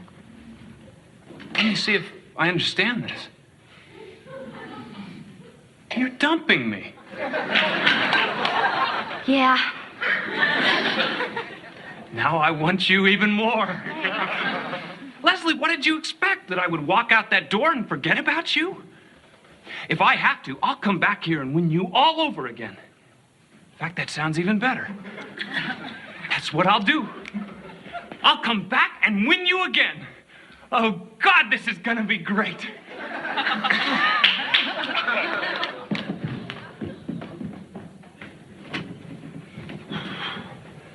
Well, I understand. Congratulations are in order. They were last night. Congratulations. They're not this morning. Oh, I'm sorry. No, that's okay. We're still friends. Then congratulations. Back already? 10 degrees is a lot colder than it looks. How far did you get? How far is the end of the driveway? Oh, I'd say 80 feet. And we went 40. Well, the main thing is we did get out. Yeah, if we keep this up in a week or two, we should be able to get our mail. Yeah, have you two heard about Blake and Leslie? Yes, isn't it wonderful? Well, I guess it is.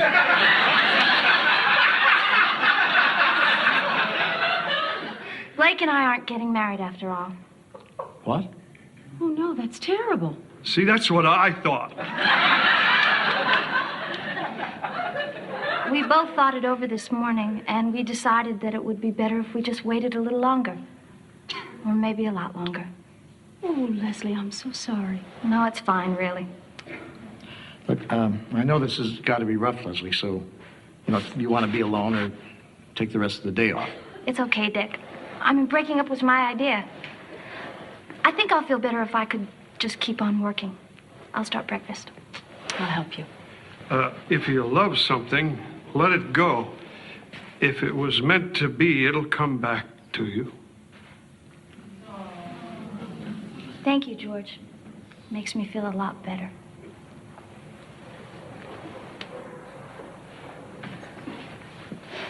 I read that on a tree.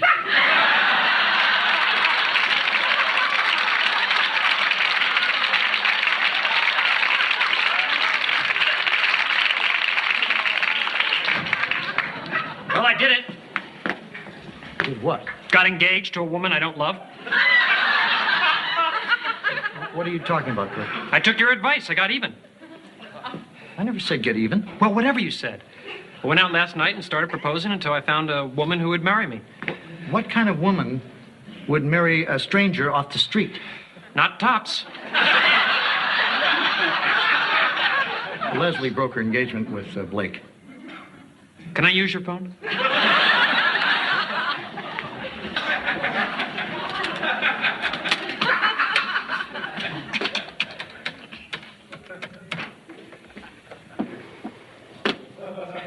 Hello, Dora? This is Sparky.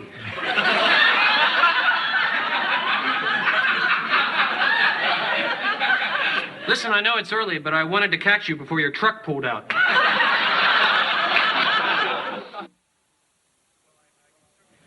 Well, I can certainly understand you feeling that way, and if I'm ever really down on myself, who knows? Maybe I'll give that a try. No, you take care.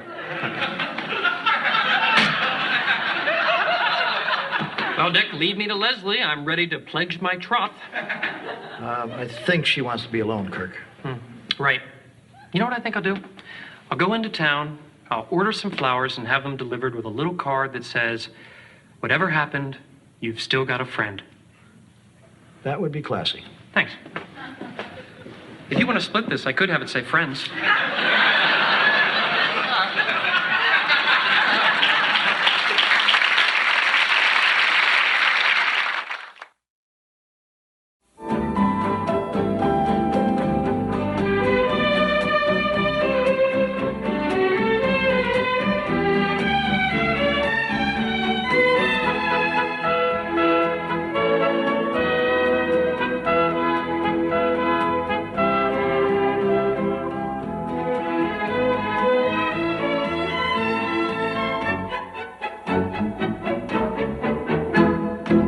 Meow.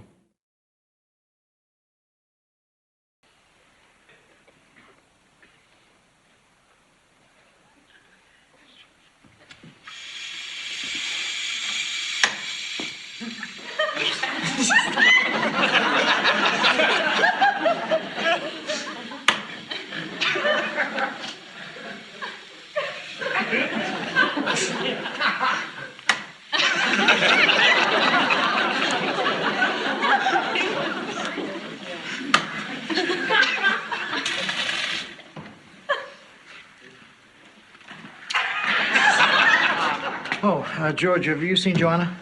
The last I saw her, she was on her way to the market. You want me to get you some lunch? No, that's all right. You're already eating. It'd be too much trouble. No trouble? Well,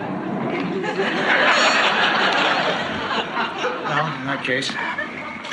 Oh, did you ever get to that garage door I told you about? You mean the one I told you about? I mean the one I told you about. You mean the one with the broken hinge? That's the one I told you about. Did you know that your garbage disposal was broken? No, when did that happen? I don't know, but remember you heard it from me first. Hi, honey. Hi, George. Oh, you know there's a step loose on the back porch. I knew that, did you? Well, I'd like to visit, but looks like I have a busy afternoon. Oh, here, I'll put some of that stuff away. Thanks. What step did you say that was? Never mind, I got it. You know, honey, I just love going to the market here. It's so different from New York.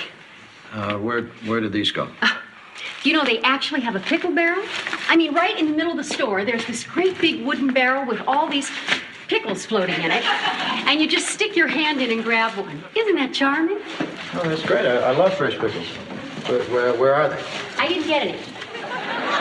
Why not? Because you have to stick your hand in that barrel. Where does this go? On the shelf under the olive oil. Oh, by the way, did you know that you're famous in town? Actually, there was just one woman who came up and asked if you were my husband. She seemed to know an awful lot about us. Does she know where we kept the olive oil? She wants to be a writer. Well, she'll get over it. Where does this go? Dick, why don't you let me do this? I'm just trying to help. But you aren't helping, are you? No. Anyway, this woman asked me a lot of questions about you. Like what? Like, would you read her work? I hope you found a nice way of getting rid of her. I invited her to dinner. How'd she take it? Dick, you of all people know how hard it is to get started as a writer. I thought you'd want to help her. These people don't want help. They want praise, and if you don't give it to them, then they hate you. But what if her work is good? Well, it doesn't matter. I mean, what if everybody wanted me to read their work? What if they did? Well, for one thing, we'd have way too many dinner parties. Okay. If I've done something wrong, I'm sorry, but I don't see what the big deal is. She just wants to come over and pick your brain. How long can that take?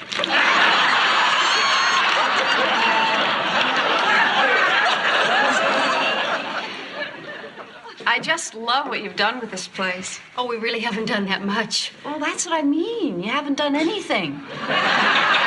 It's wonderful, Well, we have done a few things. but nothing that shows. I just love it. Honey, Vicky's been waiting patiently since yesterday. I think she's dying to hear what you think of her work. I really am. Now, honey, you know I'm uncomfortable telling another writer how to write. Oh, believe me, I want to hear it all. Any teeny little thing you could say would mean so much. Well, overall, I think it's pretty good. I could die. It's a collection of charming essays. I liked it a lot. Oh, well, that's it. I've died and gone to heaven. Is essay writing the kind of thing a person could make money at? Conceivably. Well, this is exciting. Is there anything else you can tell me about my work? No, I think that's about it. I think we've talked enough about writing. Len, what business are you in? I sell life insurance. So, Vicky, when did you first become interested in writing? Hi. If you don't need me for anything, I'm going to go to the library. Oh, Kirk and Leslie, this is Len and Vicky. Hi. Hi. Hello. Hi. Leslie's a student at Dartmouth. Oh, what are you studying? European history and Renaissance theology. I'm helping Leslie find a subject for her master's thesis. What are you most interested in? Leslie? I was talking to Leslie. Sorry? I haven't really decided yet. I hate to run off like this, but it's late. Nice meeting you. Same here. Same here. Pleasure. Is Leslie your daughter? Oh, no. She's our maid. We have 3 boys. Sure wish we had a maid. Well, if everyone's ready for dessert. Oh, let me help you. Thank you, Vicky. Now, Len, while we're gone, don't you sell Dick any life insurance. Don't worry, he won't.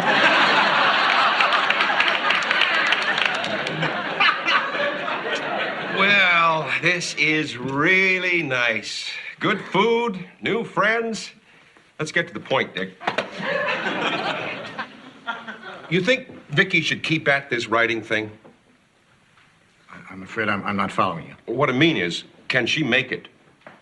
Well, does she want to make it? It's all she thinks about. But if she hasn't got it, I want to nip it now. I'm a realist, Dick. Well, I can see that. For what it's worth, I think anyone with a little talent and a lot of hard work has a chance of making a living in whatever they're interested in. You do? Sure. I mean, the important thing for you to do is just give her a lot of support.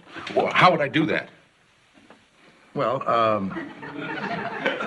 one way would be to give her as much freedom as you can to let her work. Right. Then what? Well, You know, eventually she'll need an agent. How does she do that?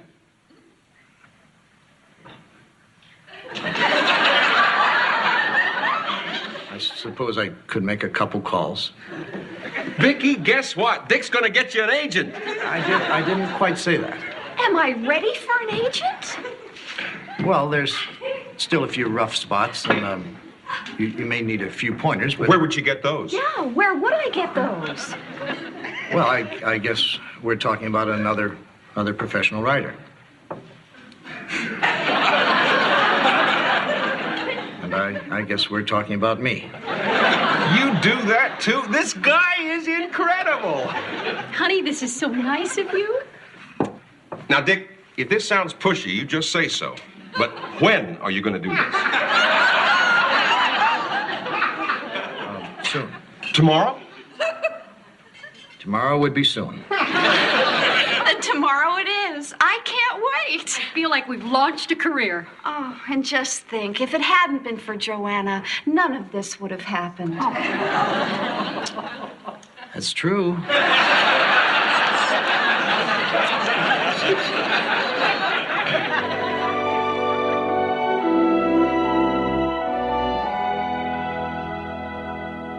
Fine, we're looking forward to seeing you on the 12th. Thanks for calling. You want to hear the craziest thing?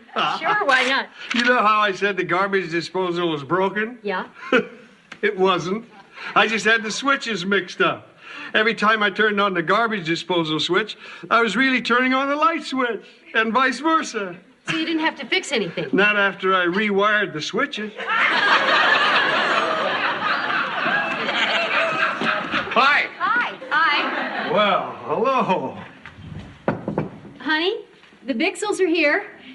Oh, I'm sorry you don't know our caretaker, George Utley. Oh, yes, we do. This is a small town, Joanna. Everybody knows everybody. You folks from around here? Len Bixel. George Utley. I do. Oh, I'm sorry. I didn't realize it was that time already. You said 10:30. Right, and it's 9:40. I guess we're just excited. Yeah, I know that feeling. Do you write too? No, I just know that feeling.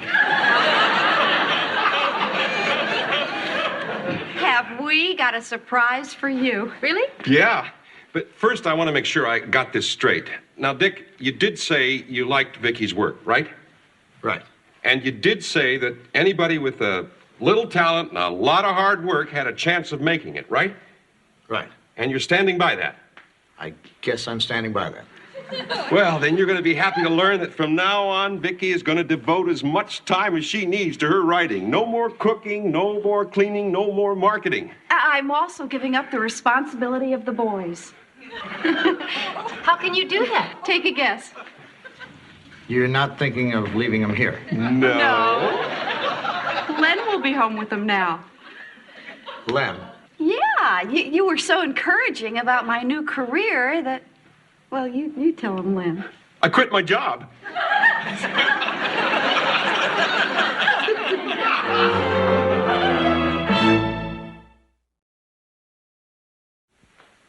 You quit your job. You're not serious. Serious and committed, Dick.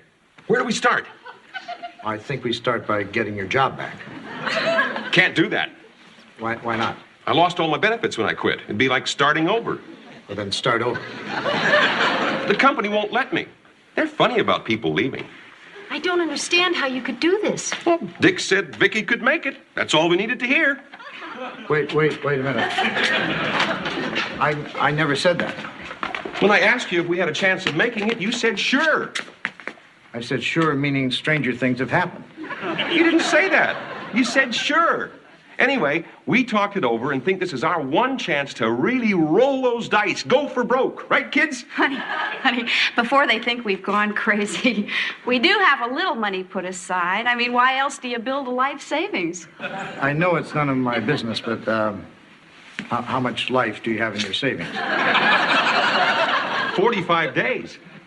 You don't really expect Dick to find Vicky work in that period of time. We're not worried. So, where do we begin? Maybe you should give Dick a minute to think. Honey, I don't think they have that kind of time.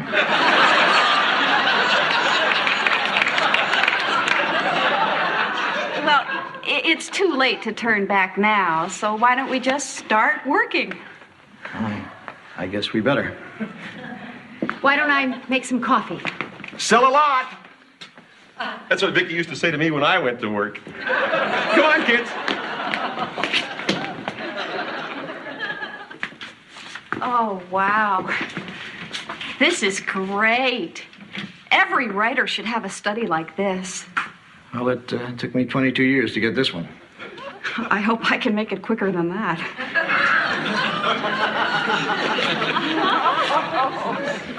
Are you sure this is something you guys want to do? Oh, absolutely. Len has a wonderful philosophy of life. Which is what? Shoot the moon. Love that, Len. So what do we do first? Well, I guess the first thing to do would be to read the rest of your material.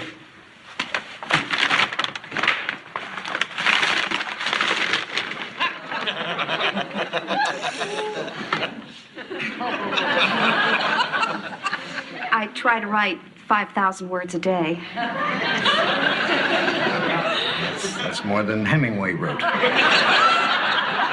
I have an electric typewriter.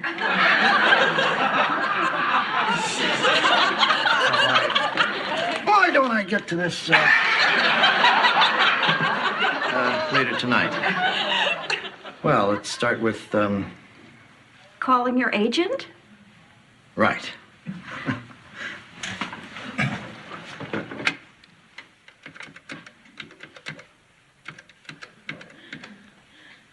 Yeah, hello. Yes, this is Dick Loudon. Is Elliot there? Oh, I didn't know that. Did he leave a phone number where he could be reached in Israel? I see. Is Mel there? I didn't know that. I guess I don't speak to you that often. Well, please give my sympathies to his widow. Well, when she gets back from Israel.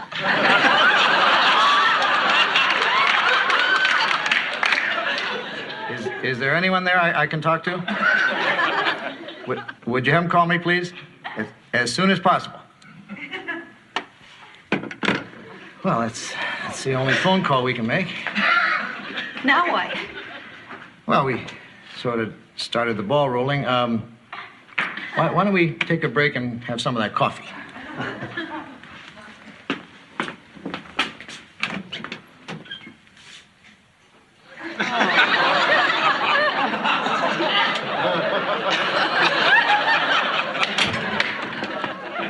Then again, why waste time?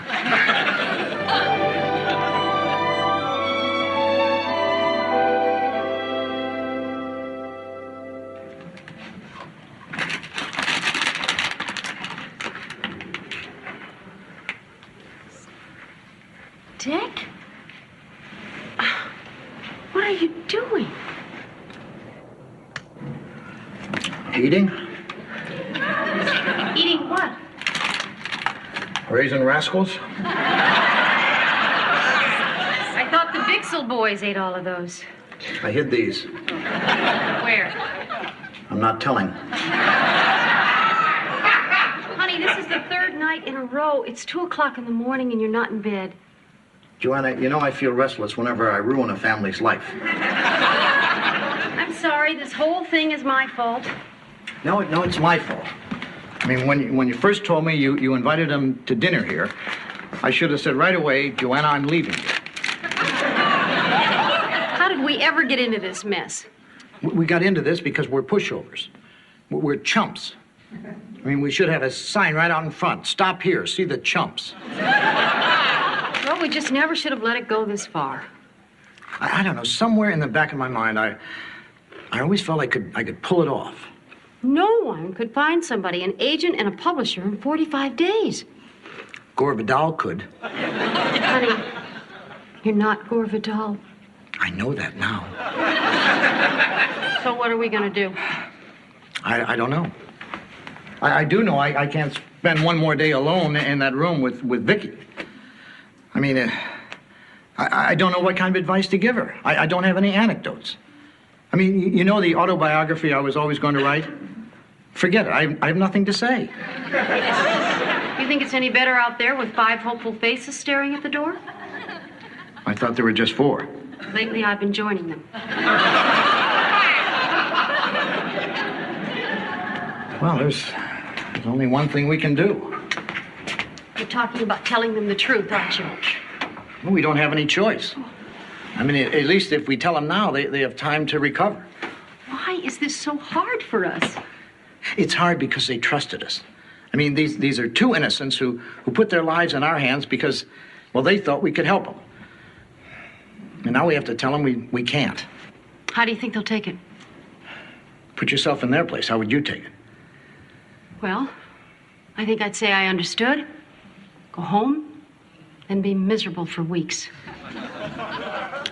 I sure hope they take it that way.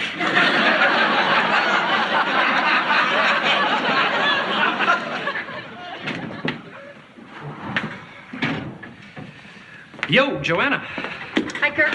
I ran out of sugar at the cafe, and I was wondering if I could borrow some. How much do you need?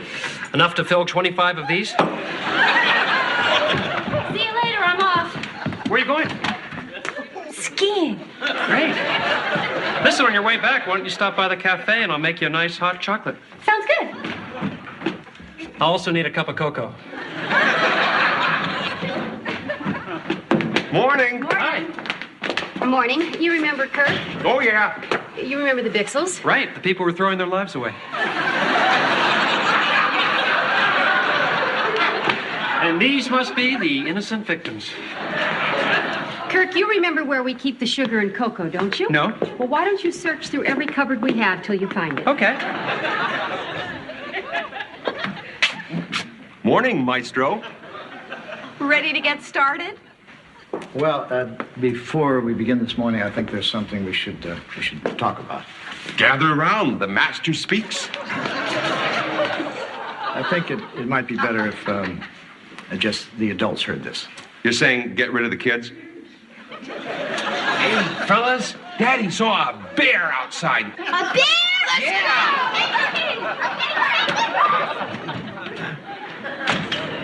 Well, why don't we have a seat?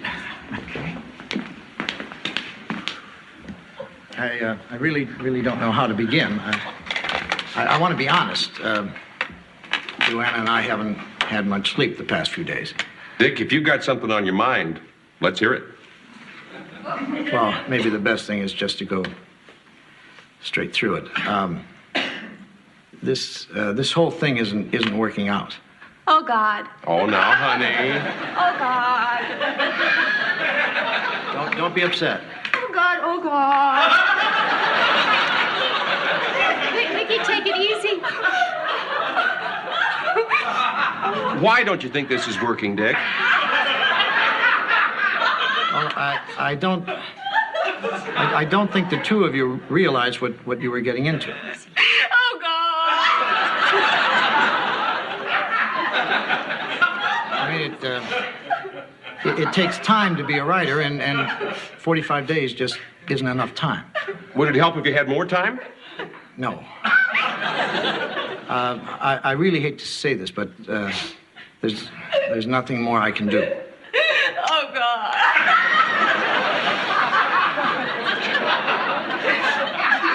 I know this is pretty hard to hear. Well, Dick, we appreciate you being honest with us. We're just glad you told us now instead of waiting. Right, Vic?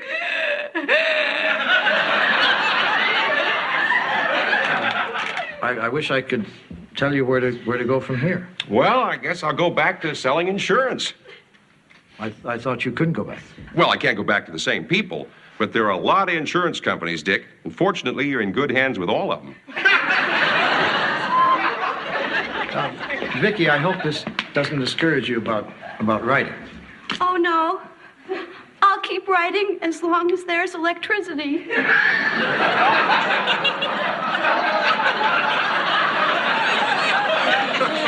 I really wish I could have been more help. I wish we both could have been. Well, now, don't you worry about it. Apparently, we were unrealistic. Vicky will just go back to writing in her spare time, like I do with my photography. Oh, I didn't know you were a photographer. Well, more of a weekend shutterbug. I just take pictures of the kids, the house, vacations, that sort of thing. These are very good. You really think so? Sure. Tell me, Dick, is photography the kind of thing a person could make money at? No. Well, thanks again. And we really do appreciate everything you tried to do for us. Well, I really feel bad that, things didn't work out. Hey, we roll with the punches. Goodbye. Don't forget the kids. Oh, that was so hard. I know. I really feel bad for her. Dick, you have my word. I am never going to get us involved in anything like this again. Honey, the reason we got involved is because you care about people, and I love that about you. So please, don't ever change that. Well, thank you, honey. Well, I'm gonna go for a walk. I'm going to the market. Stop right there.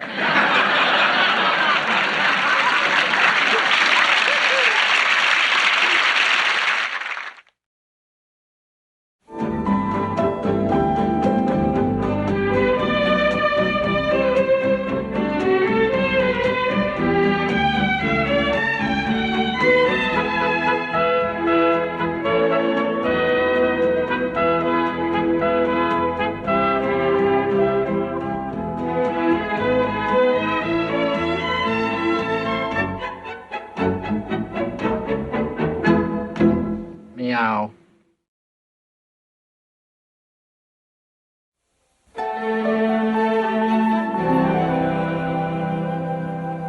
This is going to be a great Christmas. I know. Dick and I have been dreaming about a Christmas in Vermont for years. There's just something about it that seems warm and old-fashioned, just like Christmas should be. I made a Christmas wish today. Let me find a chicken Santa's sleigh. Hey, I really got the spirit this year. Up until now, so have we. Are those Christmas cookies I smell? Well, those haven't been baked yet. They don't need to be. They're delicious just the way they are.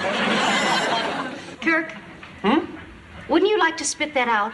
Spit what out? You haven't swallowed the cookie. Sure I have, and I loved it. Will you excuse me for 1 minute? I just have to sneeze.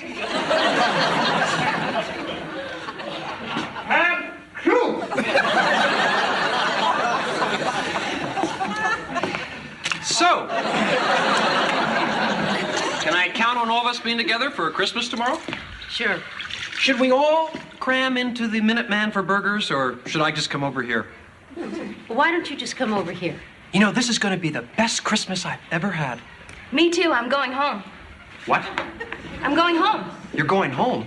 Yeah, What for? to be with my family. But this is Christmas. Christmas is traditionally a time when people want to be with their families. I don't. I want to be with Leslie. Christmas is a big deal with my family. I really have to go home. I'm going with you. It's just family. I'll wait in the car. I'm flying. I'll wait in the plane. Kirk, we'll have a lovely Christmas here. I won't. Yes, you will. We'll have baked ham. We'll roast chestnuts. We'll do all the things that make Christmas special.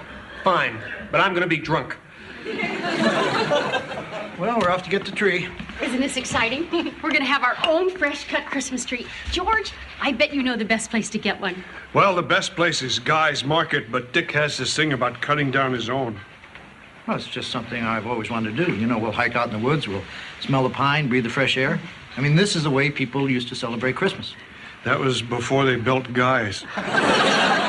Well, let's go. Kirk, you gonna go with us? Sure. If you don't mind stopping on the way for some cheap wine and a carton of cigarettes. You don't smoke. I do now.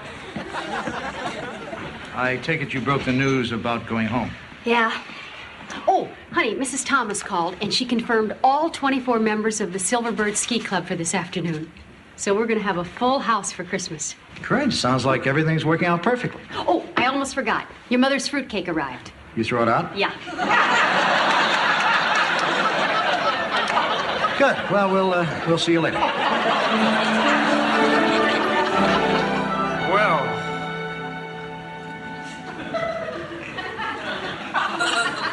Christmas is really stupid.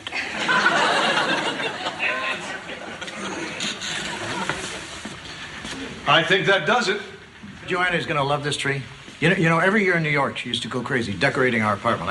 I just can't wait to see what she does with this. Good grief. Oh, there you are. What do you think of it? Dick, that's a whole tree. Isn't it everything you ever dreamed of? It's twice anything I ever dreamed of. Honey, why'd you have to cut down such a big one? We didn't cut this down. Then where'd you get it? Guys. Dick, I don't have enough decorations for that tree. Honey, you'll do a great job. I mean, you always did with our trees in New York. Our trees in New York were 2.5 feet high and sat on top of a television set. This tree looks like it should be in Rockefeller Center. Yeah, it's a beaut, isn't it? So who's going to take me to the airport? I will. We better take the truck. The roads could be bad the way it's snowing out there. Wow, your tree looks great. But Joanna, it's going to take you forever to decorate it. No. With what I've got, it should take me about 5 minutes. Well, I guess this is goodbye. We're going to miss you. But you have a wonderful time. Thanks, I will. Merry Christmas, Dick. Same to you. Kirk? Yeah? I'm going home now. I know. Merry Christmas. Please let me go home with you. Don't leave me here with them. I'm ready, George. Okay. Hi. Merry Christmas. Merry Christmas to you. Boy, is it great to be inside. It's snowing so bad you can hardly see out there. But all this fresh powder should be great for skiing. Assuming it stops. Oh, don't say that. It's got to stop. That's the whole reason we're here. You must be the Silverbirds. Yeah, the rest of us are outside unloading the bus. Well, hi, everybody. I'm Joanna Loudon. This is my husband, Dick. It's so nice to have all of you here. It's nice to be here. We didn't think we'd make it. They're closing the roads. Oh, George, we better hurry if we're going to get to the airport. We better call first. It's turning into a blizzard out there. I'm not sure any planes are going to be leaving. What? Oh, no, what if I can't get home? Then I'd say praying works. Let's not panic yet. Dick, why don't you check in the Silverbirds? I'll call the airport. Come on, Leslie. We'll use the phone in the study. Say, it'd be a shame if all this snow keeps Leslie from getting home. Oh, I didn't realize the airport was closed. Well, when do you think it'll reopen? Of course, when it stops snowing, yes. I mean, do you know when that will be? Oh, I see. Are you two together? We can be. No, we can't. Well, why don't you take room 5 and you take room 6? 11.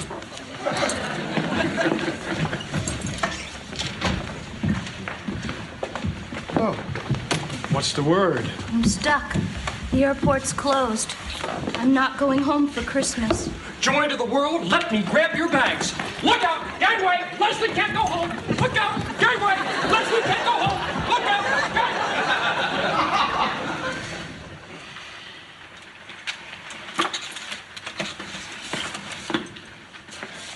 Well, that didn't take long. This is awful. No, it isn't awful. It'll look better with the lights on. All right, I'm going to turn out the lights in the lobby. George, you plug in the tree lights on the count of 3. This is going to be beautiful. 1, 2, 3.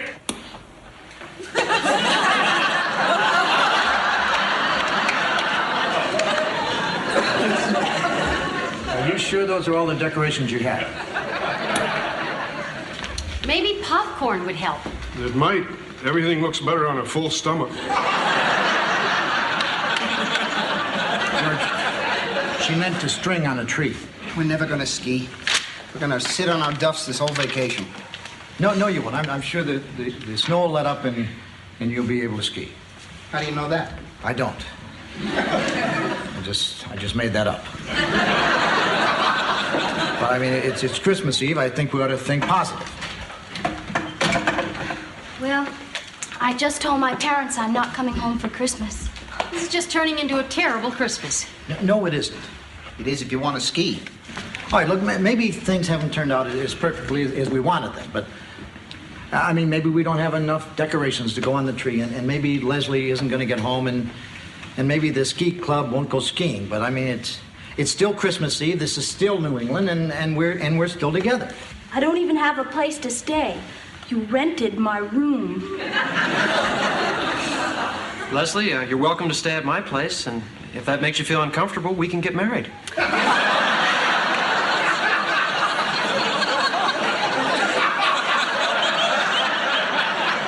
Kirk will find her a room. I just can't believe I'm not going to be with my family for Christmas. Leslie, look, I know how you feel, but I'm not going to see my family, and George isn't going to see his family. Well, I don't have a family. You must have some family. Nope.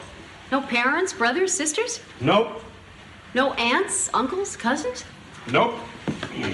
You mean you're all alone in the world?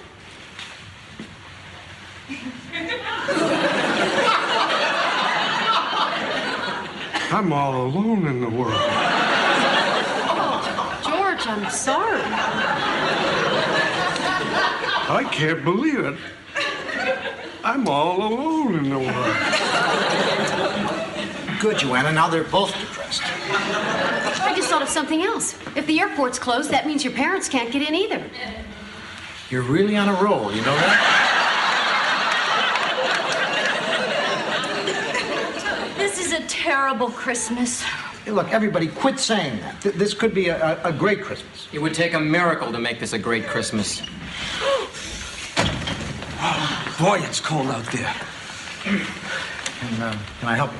My wife and I were trying to get home, but all the roads are blocked. Is there any chance you could put us up? I'm sorry, we're overbooked as it is. Now, he could stay with me. I'm all alone in the world. I mean, if I had something, I'd give it to you, but I mean, it's Christmas Eve, and there's no room at the inn.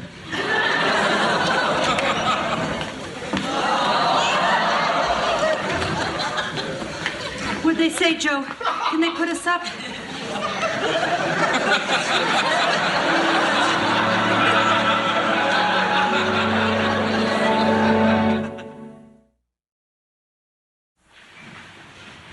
You're pregnant.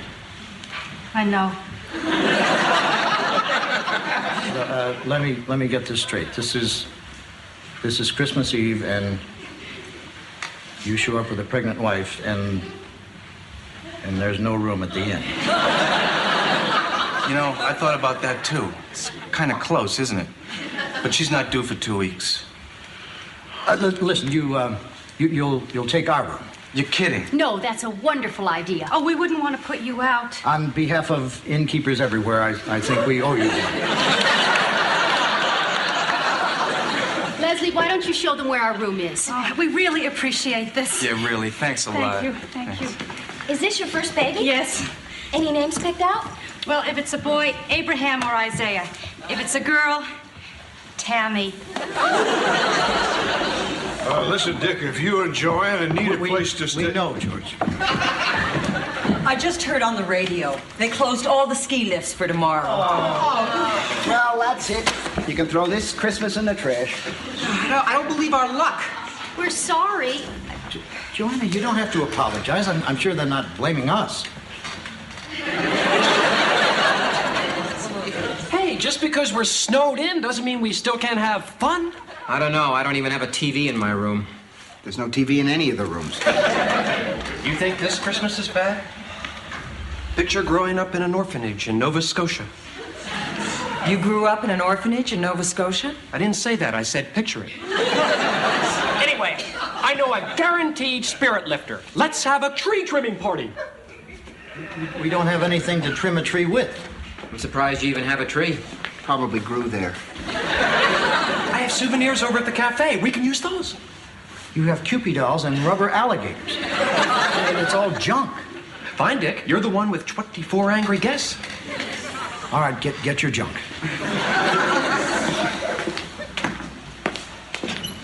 I'm hungry. Yeah, me too. What time is dinner? We don't serve it. Oh. Actually, what I mean to say, we almost never serve dinner, but I mean, since it is Christmas Eve and since you're all being such good sports, I'm sure we can whip something up. Dear, could I see you in the dining room, please? Oh, what do you know? They have a dining room. Dick, I don't have enough dinner for 24 people. All I have is what we were going to have. Like Christmas ham? I guess I could make ham omelets. Not with my ham. I could dice it. Not my ham, you couldn't. Honey, they're our guests. We can't just give them eggs. Joanna, baked ham on Christmas Eve is my favorite meal of the entire year. But what about those people out there? It's Christmas. I don't care about the people out there. Well, I just got the pregnant couple settled in your room. They were wondering if there was anything to eat. Dice my ham. Leslie, you start setting tables. Honey, you better try calling your parents again. I'll go in the kitchen and start cracking 7 dozen eggs. I think I'll scramble them in the sink.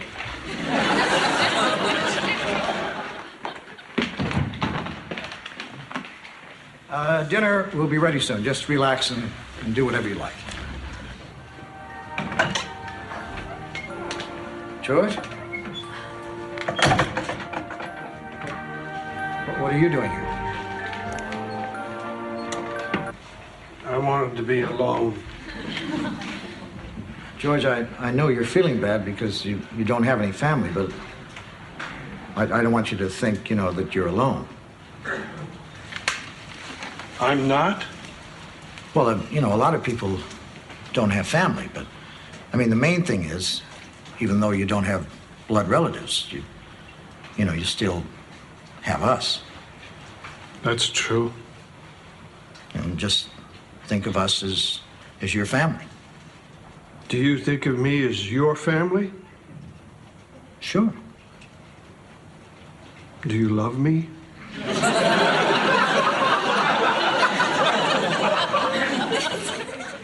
You're a nice guy.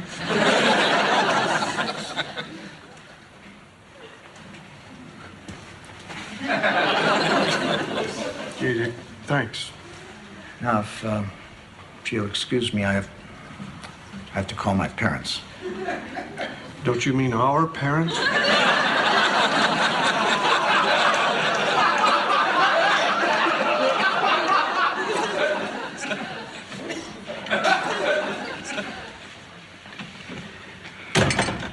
I can't believe I'm going to spend 3 days in this godforsaken place with nothing to do. There must be something to do. Haven't they got any games? I've got a deck of cards I use for playing solitaire, but that would only give one person something to do. Why don't you get him anyway?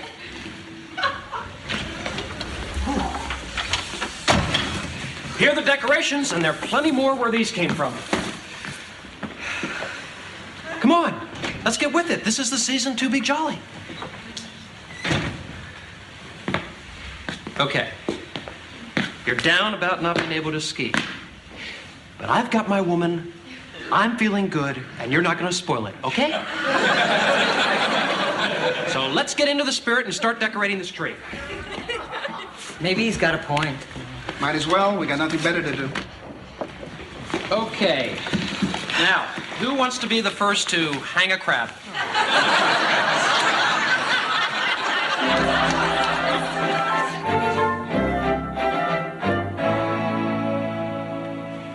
No. You've got all the alligators bunched together. Mix them in with some postcards. Come on. We're trying to make this nice. Well, what do you think? Well, I always thought lobsters were more Christmassy, but crabs is the only thing you've got. Hey, don't knock it, Dick. It took their minds off the weather. Hey, check this out. We can light the tree with all these little pocket flashlights. You thought of everything. Yeah. Want to hang a gator? Excuse me, Mr. Loudon. Can I see you for a minute? Sure. What is it? I know this is a bad time, and you and Mrs. Loudon have been so nice, I hate to take advantage, but I think my wife is about to have the baby. Now you just checked in. Sorry. I thought you said she wasn't due for another 2 weeks. Well, she's trying not to, but we're pretty sure that this is it. All right, don't panic. Just stay calm. Joanna! What's the matter? Nothing. Everything is fine. What is it? We need your help. It's an emergency. Yeah, everything is fine. What's going on? My wife is about to have the baby. I thought she wasn't due for 2 weeks. Merry Christmas. Oh my God. All right, now don't panic. Just stay calm. All right, you're the woman. What do? We call a doctor. The roads are all closed. No one can get through. Then you're going to have to do it. Do what? Deliver the baby. Can you deliver a baby? Of course I can't. All right, everyone, I know this may sound crazy, but would any of you be a doctor?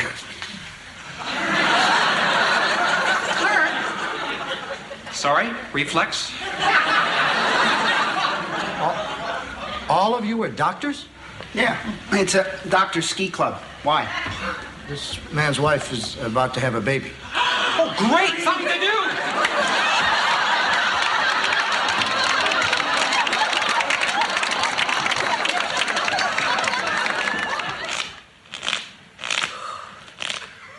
What time is it? Almost 4. When we talked about Christmas in Vermont, I never dreamed we'd be spending it like this. There are a couple more omelets out there if anyone wants them. George, how can you still be eating omelets left over from last night? It's pretty good, but once you pick out the chunks of ham.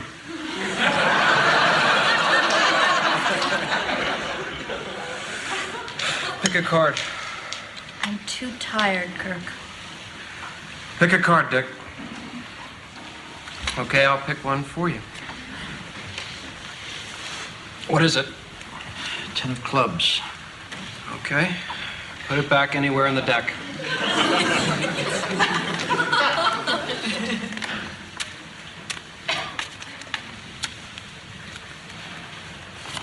There's your card.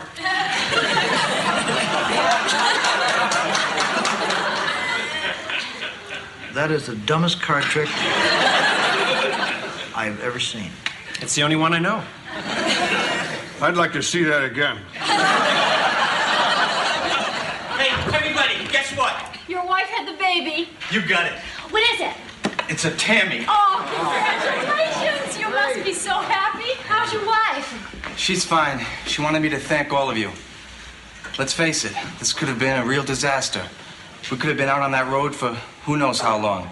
Instead, we found this inn, and you, and 24 attending physicians. It's incredible. I wish I had some cigars to pass out. I've got some over at the cafe. You've done enough already. Can't argue with that. Listen, I better get back up and be with my wife. I just wanted to come and thank you again. The minute the baby's ready, I'll bring her down so you can see her. Good, we can't wait. This is a wonderful moment, isn't it, Dick? Yes, it is, George. What a night. You know something? I'm glad I didn't miss it. You know, this may not have been exactly what we planned, but when you talk about authentic, old-fashioned Christmases, this is about as close as you're going to get. You know what I'd like to do right now? I'd like to turn off all the lights except the ones on the Christmas tree. I'll do it.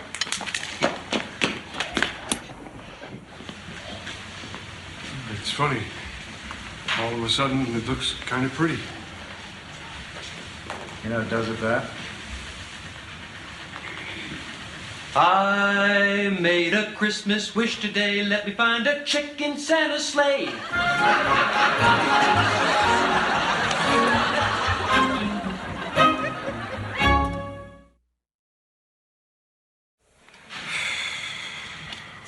There's your card.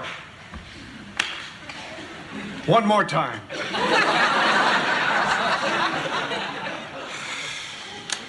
Honey, Merry Christmas. What is it? I saved you a slice of ham. And all I got for you were diamond earrings.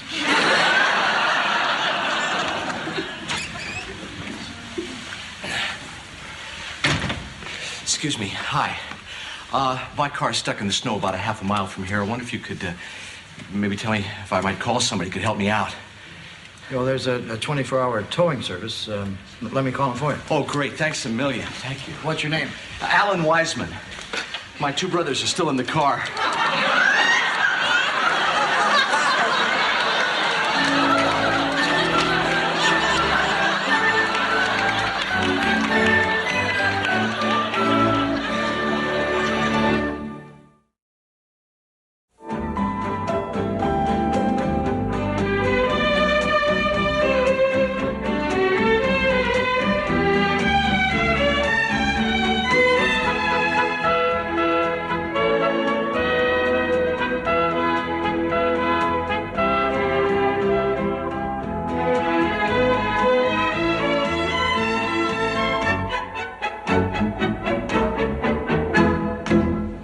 now